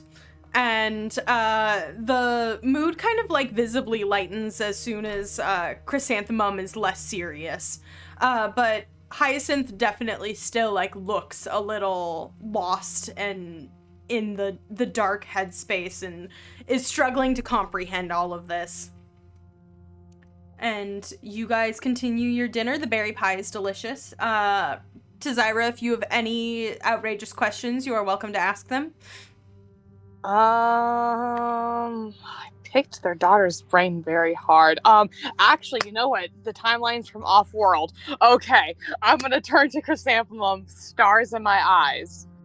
What is the biggest change that you have seen in terms of maintaining countries and the way that Ilumelan is run from being off-world versus living here? I will be very frank with you. I come from Illume itself. I was one of the... I wasn't quite a...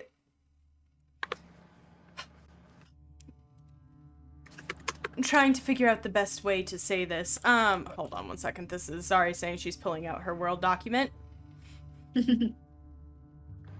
the woman's just pondering her, her old brain, you know. Listen, we don't judge them for dementia. I mean, she's Nope. very old. Where is it? There it is. I wasn't one who directly served Thalea, but I was one that lived in her area. And so when I came down, I wanted to make sure that there was an area that served and remembered. And while we don't all worship Talia, it is designated to her. A little bit different from, Simona City, but still an honoring in a way. That is so cool. Oh my gosh. Okay, first of all, wild that you're from Illume itself. I could talk to you for an hour just about that. Second of all, I mean, yeah, Simona City is a devotional city, but you basically built a giant altar. Oh my gosh, that is so cool. In a way, it was my adventuring group that when we migrated here and went to look for an area, they were the ones who found the forge beneath the city. And the forge is an echo of an ancient time, an echo of a different land. It's not originally from here. And because I knew that a lot of her worshippers were intent on crafting, I wanted to make sure that they had a space to do so. And it was in combination with the hold on. It was in combination with the Brightforge clan that I set up Thalor.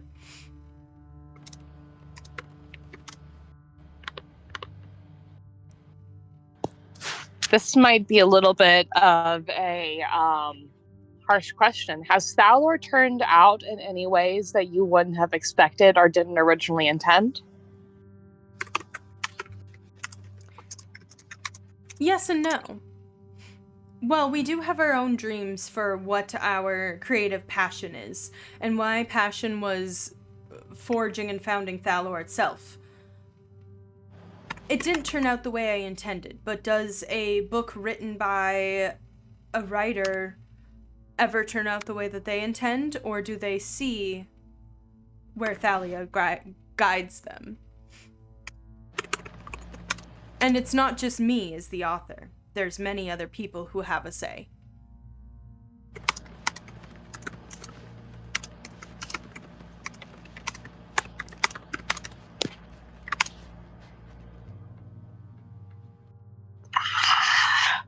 Tazira is in full-on nerd mode. It is like she's exuberant with the nerd energy here as she is just jotting all of this down. Nyx, the berry pie is delicious. It's probably the best you've ever had. I'm gonna slide some extra whipped cream onto Komori's plate. Why does it keep happening? And you see the chrysanthemum kind of sighs, and she goes, "It is getting rather late in the evening, and I'm going to go retire to my office with a cup of tea and a good book. So I was told that you are going to go out on the town, and I hope you enjoy the great city. And you, if you would like any questions about things, you are welcome to come greet me in the morning. And you," and she turns to Nyx, "if you would like to learn more about the line that you come from, I'm open to answering any questions." Thank you, High Matriarch Chrysanthema. Yes, thank you so much. And she excuses herself.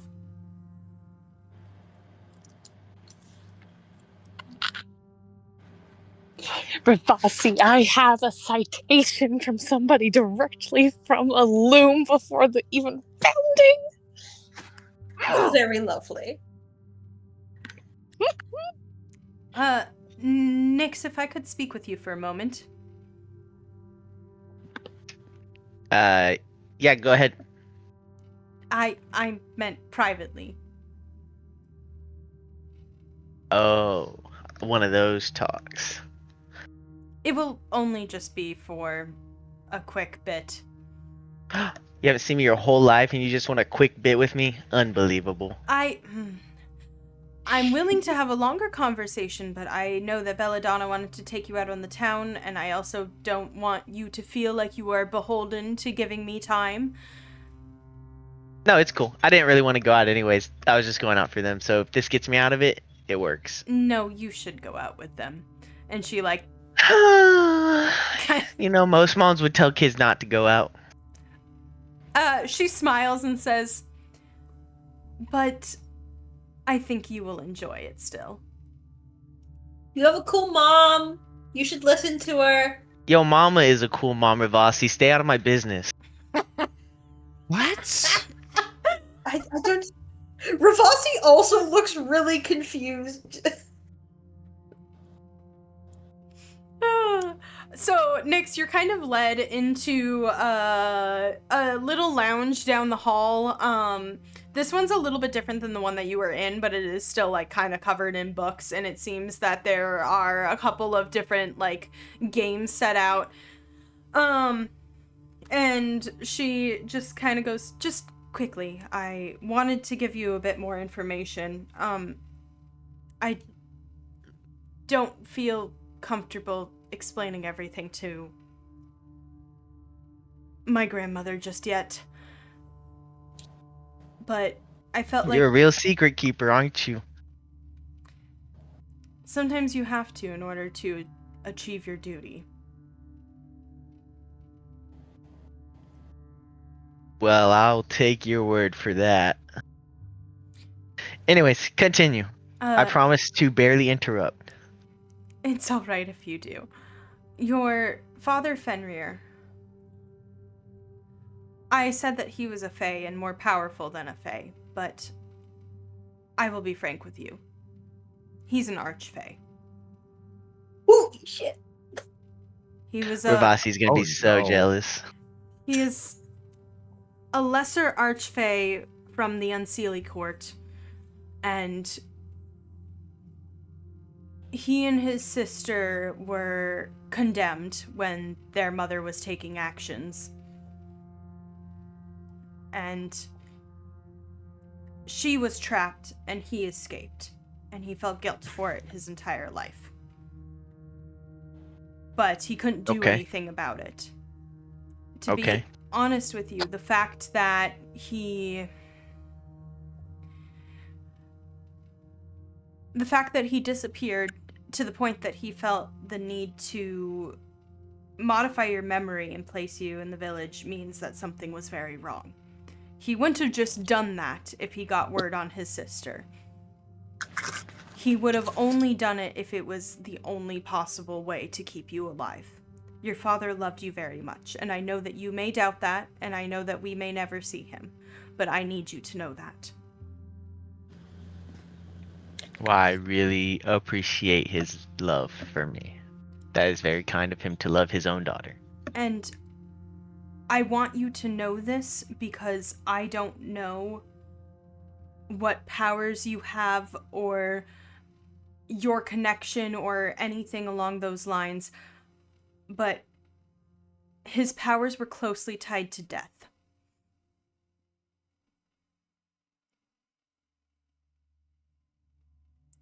Okay, I feel you. So if anything scary has manifested, or I don't know how that works. There's not been very many indications of procreation with Archfey and how their power continues. Well, let me just stop you right there before you flip your full lid. I don't actually... I mean, I have almost no innate ability. Okay. Interesting. I was curious about how that would manifest. Alas, it did not. Right. Well, I'm happy to hear that. I'm happy that you're alive. I've been mourning you all these years, and that's not your responsibility. But I wanted you to know more about your father just in case. Well, thank you. I don't think about it much. I have had a pretty good life, so it's all good. And you should stop beating yourself up about it. A pretty good life. You were kidnapped and attacked and your village razed and obviously have been fighting the giants. Yeah, but I've laughed and I've played and I've had fun, and you don't need that much to have a good life, in my opinion. All right. Well, whatever you need. I see that there was an order for health potions, so I'll make sure those are available tomorrow if you choose to leave tomorrow. Well, I just do whatever I'm told to do, frankly. I'm not totally sure what our plan is. Whose plan? Our plan? The group's. Oh. I mean, everybody's. All right. Well, our resources are at your disposal. And she, nods. Well, I appreciate that. But I would more appreciate if you stopped being so awkward around me. I will work on that. That's what I like to hear. Can I hug you? It'll be really weird, but go ahead. She hugs you, and, it is a little awkward, but, you can tell that she really needed it. Just, the acknowledgement that you're not a figment of her imagination, that you are there and present and alive. And if you need anything from me, you just let me know. I will. Thank you. You're a good kid. Now go get some sleep. I should be saying that to you, but instead I'm kicking you out to go spend the night on the town. Yeah, because you're a good kid, yet a bad parent, apparently. You're an adult. I will flip my braid and go back. Okay. You go back and Belladonna goes, perfect! Are we ready? Yes. Ready? Kamori's like, I've eaten so much food. Yeah, Kamora, you are stuffed. I didn't even get to try Alfred's daughter's blueberry pie yet. No, you did. I saved you a slice. Good man. It was so good. I can die happy. I can see the light. I was worried you were gonna die tragically, so this is an upgrade. Well, and now Kamori is going to be a little less likely to get super shit-faced. Or Kamori's just gonna have to drink more to get super shit-faced. I think both options are perfectly fine by me. I think we all know which option's gonna happen. Yup. But it's okay, because Belladonna's paying. You are very right. I am paying. Or actually, I'm going to be totally frank with you. Our family's paying. It's not my money. It's family money. You hear that, Ravasi? I'm rich. Pop off. Well, I will am no ready. longer start buying you dinner. I will no longer buy you dinners. I don't need you to. I have a personal chef. Are you bringing... You can't bring the chef with you to go fight giants. Belladonna, let me live for one night. Okay, I'm so sorry. Let's go. If anybody needs anything, now is your time. Otherwise, we're meeting the kids down in the prismatic quarters, so let's get rolling. And roll we do. Okay, you roll out, and you kind of go out onto the streets. You guys are at the top kind of upper levels, and above you is a absolutely beautiful, there seems to be some sort of, now that you're closer to the top of the mountain, it's not fully dark up here. And as you look up, you see that the whole top of the mountain in portions is open to the sky with this stunning stained glass that catches the light all throughout. And Belladonna kind of points it out and she says, okay, so we are on the Apex Crown levels. So this is kind of the noble and political district where a lot of the like houses reside, and a lot of the politics are handled and all of that jazz. And there's different districts that go throughout all the way down. And my personal favorite and where we end up partying is the Prismatic Quarter, and I'm so excited for you to see it. So let's get going. And she leads you under kind of, the sun is just starting to grow really dim, and it's like a ton of pinkish light coming through the stained glass, and you can't tell if it's just because the pink's in there or if the sky is pink. And you begin to ride the cable cars down several levels. And with that, you...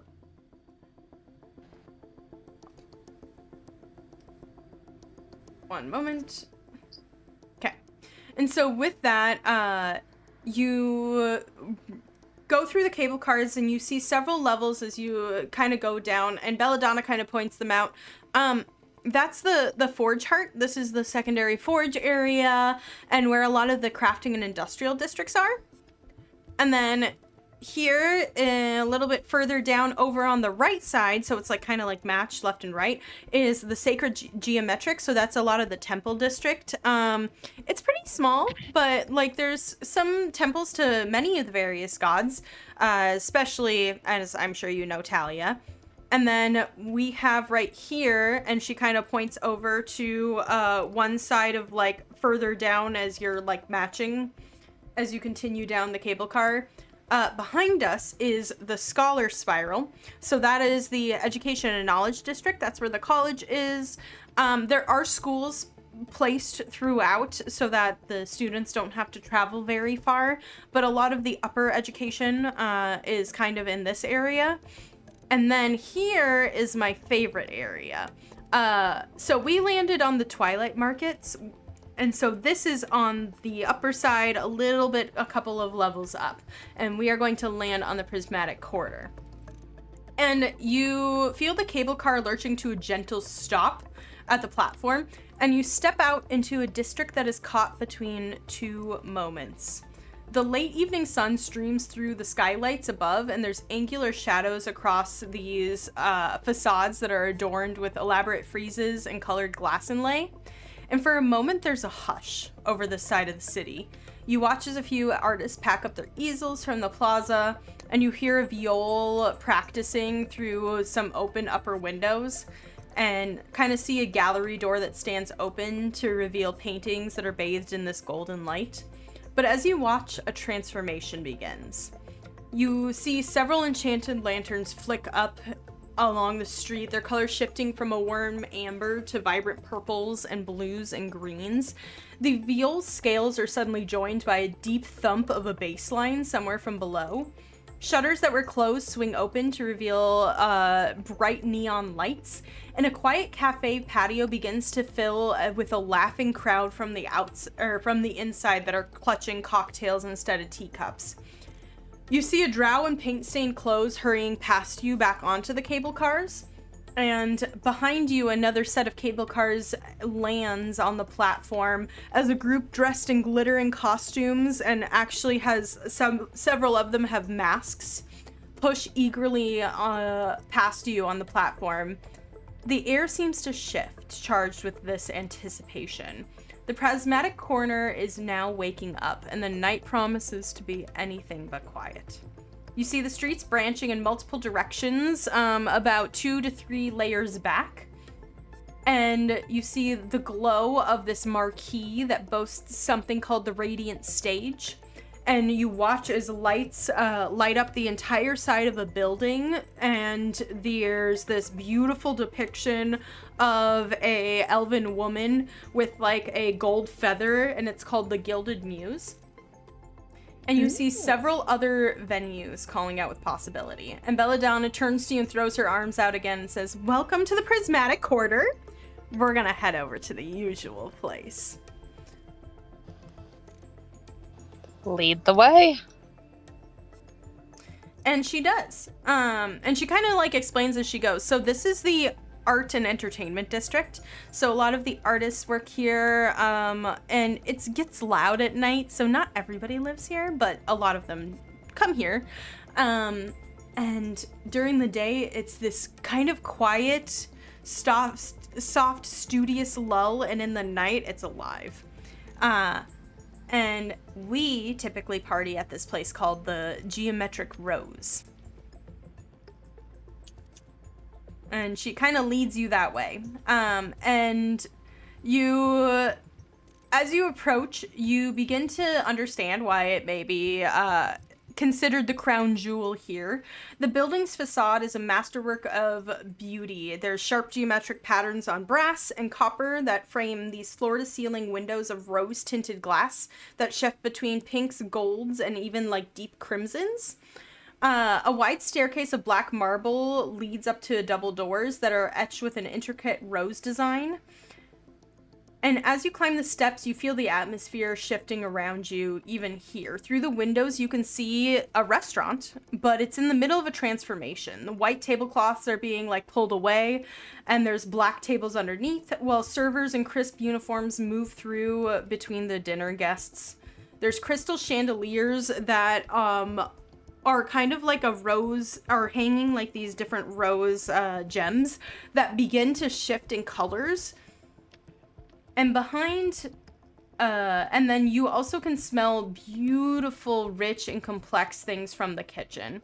At the entrance, you see a drow man, and he is dressed to the nines in all velvet attire in black, and his sharp eyes assess you. And you see that there is a kind of like a black velvet rope, a queue that has been set out, and he kind of stands at the beginning of it. And Belladonna does not go through the queue area, even though there's starting to be people lining up. She just walks straight up to the door and walks up to him. And she goes, "Hello?" And he goes, "Welcome to the Rose, dear. It's so good to see you, Bella. You're a little late for dinner, so I assume the usual." And she like nods and she goes, "And I brought some friends, but the others will be coming by soon." He goes, Of course. And he turns to all of you and he bows, and you like watch as he categorizes each of your faces. "My name is Vex. I am one of the managers here. It's a pleasure to make your acquaintance. You are all welcome. Come on up." And you follow Vex through as the main floor is beginning more crowded.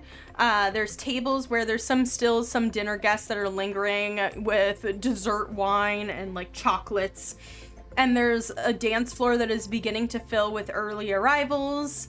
And there's a interesting room in the back that is behind this geometric screen of brass and frosted glass. And he pulls the door to the side, and you see a small room with a magical pulley system. And as he steps in, he like taps it, and you watch as the ropes begin to move, and it seems to pull the whole room up to the second level. Tazira, it reminds you of the lift that was in the Village of Hearths. Ooh. The ride-up is very brief, and when the doors open, the rooftop terrace takes your breath away. Up here is what appears to be a VIP lounge that sits at the peak of this space, open to the mountain air, but sheltered by a stunning canopy of steel and stained glass that arcs overhead like a crystalline sky. The geometric panels filter a bioluminescent glow from levels below, as well as the last traces of natural light from above, casting the space in a dreamlike wash of color. Deep purples bleeding into golds. The effect is both intimate and expansive, as if you're suspended between the heart and the heavens. There are low couches that are upholstered in jewel-toned velvet, arranged in different intimate clusters, each centered around angular brass tables that seem to be modeled after nature in some way. There's silk cushions and rich burgundies, and that invite guests to sink in and stay a while. The perimeter of the terrace is lined with a brass railing, and beyond it, Calterm spreads out in a dizzying vertical splendor. And you see the cable cars gliding between the levels, and the lights of thousands of windows twinkling back at you. You see servers moving through the shadows between the groups, carrying trays of elaborate cocktails that have, like, smoke and shimmer. They are not just, like, plain cocktails. They are very magical. You see a small bar of polished obsidian that occupies a corner, and you hear soft music that's drifting up from below, present but not overwhelming. You are led to a set of deep purple velvet couches and chairs with flickering candles on the coffee table and a gold cart in the corner with an empty wine bucket that is filled with ice. An obsidian half wall that has flower beds at the top of the wall filled with tall greenery separates the area from the rest of the terrace. And Vex kind of gestures and Belladonna goes, "Thank you," and kind of sits down in one of the couches and, like, motions for all of you to come in. Yeah. Leading the way, sitting down. Okay, so this place is kind of known for, I'll be honest with you, it is a little bit of a hoity-toity place. There's a lot more, like, down-to-earth bars here, but... And she, like, leans in a little bit. Rizenid really, really likes elaborate drinks, and so we've been coming here for a while. So, but they treat us well, and they're really sweet, so I like it. And we have a little bit of, like, this kind of area to ourselves, which is very nice, because Keck sometimes is hard to keep an eye on when there's a bunch of people. I would imagine. What are we feeling tonight? Just so you know, you are not required to drink alcohol. There's also an array of mocktails here. And they don't often have some of the other substances that, oh gosh, what was the place called? But there's some, you know how mushrooms can be, right? So they sometimes sell a little bit of it at the Chromatic Dreams, but they can procure it for us if you want it. I have tried mushrooms medicinally and would not like to try that again, but thank you. Totally fair. They also have a couple sensory, like, alchemical things that, like, make a whole bunch of bright lights dance, and it's really fun. I did them once when we went to a concert that was specifically, like, based around it, and it wasn't bad. I wasn't hungover or anything the next day, but it was just a lot. Anyway, enough about that. We can get some wine, or if anybody wants, like, a fun lemonade to start. What are we feeling? Absolutely. Give me your whatever mocktail that you suggest.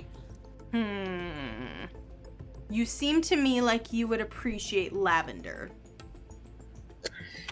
You read people well. Thank you. Okay. Sounds great. And she begins to, she, like, kind of leans over, and you actually watch as, like, a server kind of pops out of the woodwork a little bit. And she leans over and she orders a couple of things. She orders, a mocktail for you, Tzaira.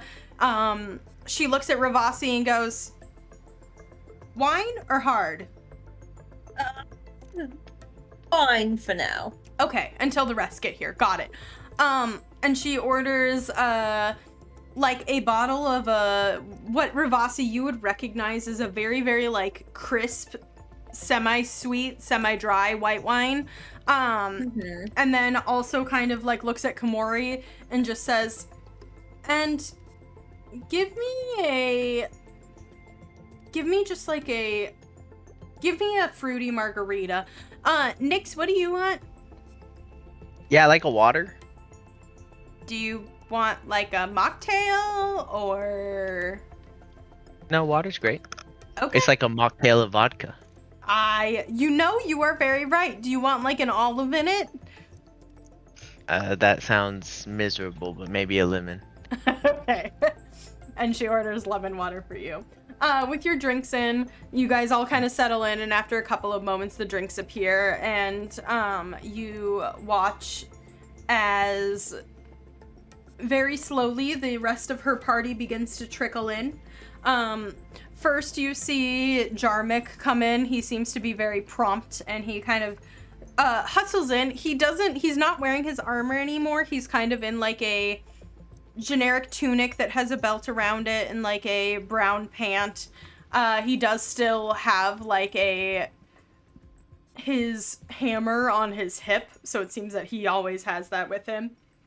And he kind of like comes in, and as he's sitting down, like a ale is handed to him. And he goes, how was dinner? What's up, my dwarven dude? It was okay. Cool. Happy to hear that. It dinnered. Yeah. Great. How was your dinner? Certainly did. And Gamori has like the biggest shit-eating grin on her face while just taking a sip. I'm curious about that because everybody else gave very apathetic responses. My dinner was fine. It was just a family dinner. Nothing too exciting. Yeah, but if you're a dwarf, were there like 50 people there? No, unfortunately, the majority of our family is hold on, what did I name that city? Is in Therosk, but there's like maybe 10 people here and a couple of like adopted people into the house, you know how it is. What, so is Therosk like where the main family is? Yeah. Nice. So, my father is serving on the council here as kind of like an in-between, because Chancellor Therosk is obviously in Therosk, so he doesn't come here very often.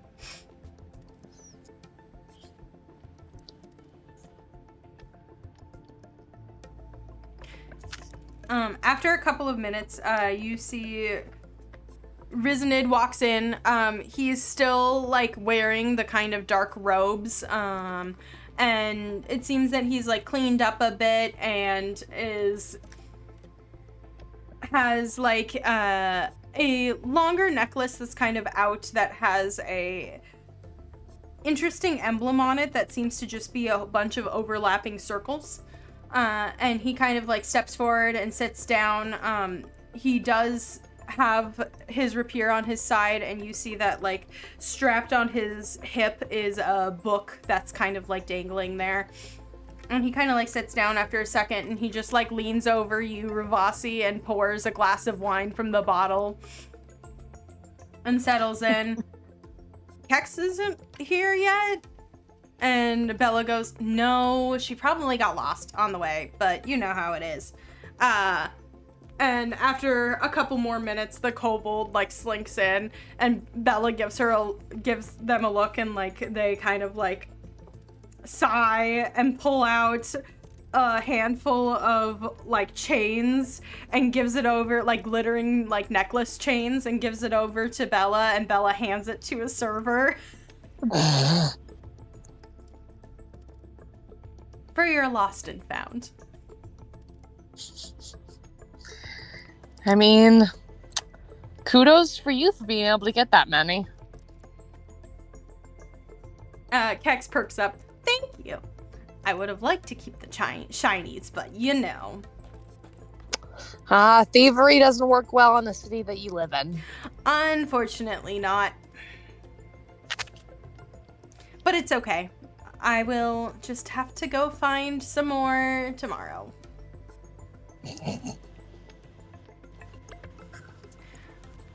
Well, Bella kind of leans forward a little bit. So, we can chill here for a bit and drink. Usually we just sit here and talk or play games. But the dance floor is probably open now if you want to go downstairs and dance. Or if after a bit you guys get bored and want to continue, there's a couple of different places we can go. One of my personal favorites, I think it would be really fun to see if we could figure out what the password is to the Velvet Lounge. Ooh. It's kind of like a speakeasy. Has a lot of really great music. What spells do I have prepared right now? I don't have anything that could help with that. It's okay. I can ask Bex. He probably knows the password, to be honest with you. Fair enough. Or now listen here. This is in the spirit of Kex here, right? I could send Mippet to listen. I like that. Here, hold on. And Bella kind of like sits down, and she sits down next to Mippet, and she starts talking to Mippet like very directly. And to Zari, you get the sense that like Mippet kind of understands Common, especially understands it from you. But like Mippet is fully grasping everything that Bella is saying. Oh my god, I've never seen her this focused before in her life. And Bella kind of is like, okay, so you fly here, and then you go take a right and take a left right past the really, really bright lights with the woman on it. And you'll see this kind of pillar that comes out. And there's this velvet curtain that lines all of the windows. And if you listen there, usually if you listen at the door, usually people will walk in, see if you can sneak in, and there's a bookshelf in the back, and usually they have to give the password there. So try to see if you can figure it out. And Mipid, like, nods. Or takes off. That is the most focused I have ever seen her. I think you just cured my cat's ADHD. Oh, is that what that is? I think so. What the hell's an HD and why do you have 80 of them? God damn it, I'm just gonna pat Komori on the head.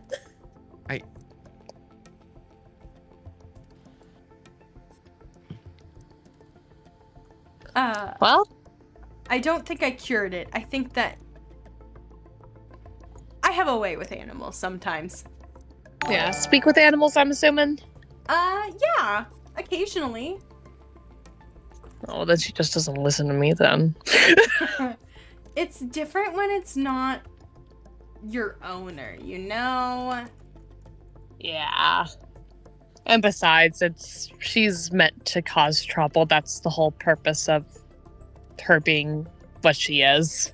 Oh, interesting. We're gonna have to talk about, familiar, summoned, correct? Mm-hmm. We'll have to talk about that. I'm very curious. Yeah. If Well, it's a true pain in the ass. no, it's a pain in the nuts for you. I.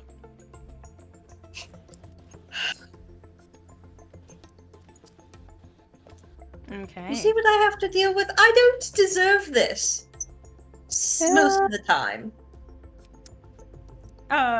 Rizned kind of like snorts into his wine. I've never seen an undeserving nut tap from Mippet towards you. I'll just put that there. I literally was doing nothing. 3 separate times. I was standing there. It's the way that you hold yourself, though. If you really think about it. I'll just not breathe then? Exactly. Then you won't provoke Mippet. There, you figured it out. I'm grinning as I say that. He's just staring off into the distance. Beautiful. I don't deserve this. I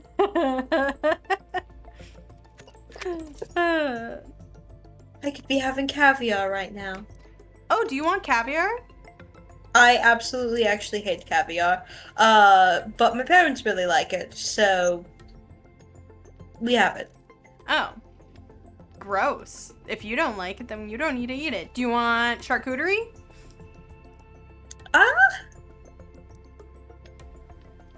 Sure. Snacks, fruit, sweets? What do you want? I am not a picky man. Okay. You know what? Here. Give me a second. She like steps away for the second and she like goes and like has a conversation. And you Tazira, you turn and Kex was 110% like about to pickpocket something off of you, and you catch them, and then they kind of like look at you, and then they grab like the goblet next to you and take a drink. I see everything, Kex. Yeah, you're kind of hard to trick. Comes with the territory. But, you know, Ravasi, I've been thinking the way that you've been doing your hair lately, you're not framing your hairstyle well, and I'll give a wink to Kex. Oh, Kex 110% like scampers around, and they like seem to disappear for a little bit, and after a moment you catch a glimpse of like light, and you see their like white scales reflect off as they're attempting to pickpocket Ravasi. Ravasi kind of understands just a little bit what's going on here and goes, I wonder what's happening, as he like dangles something out of his bag. Yeah, you sacrifice another trinket to Kex, who is then All appeased and sits down and is playing with it for a bit. He gets it's an artistic painting of two hamsters locked in Mortal Kombat. Absolutely Oh love. my god. Kex is appeased and sits down and is sipping it. And with that, I think we are going to fade away from the scene as the group enjoys some lovely cocktails and mocktails and drinks and etc. on this terrace top bar as we zoom out through the beautiful city of Kalterm, and we end tonight's session. So next time we will jump on in and see if the group wants to continue partying or if they're ready to move on to their next part of the story and what the day has hold for us. So, thank you to everybody who's hanging out. I appreciate you lots. If you're on Twitch, stick around. And if you are on YouTube, we appreciate you. Thank you so much for hanging out. We will catch you next session. Like, comment, subscribe. If you want to see some of the other content, we did just drop a podcast that is releasing both on YouTube and Spotify. You can find the information for that on YouTube. And hop on in Discord if you want to chat, and we will catch you all later. Everybody say goodbye. Bye. Bye. Bye.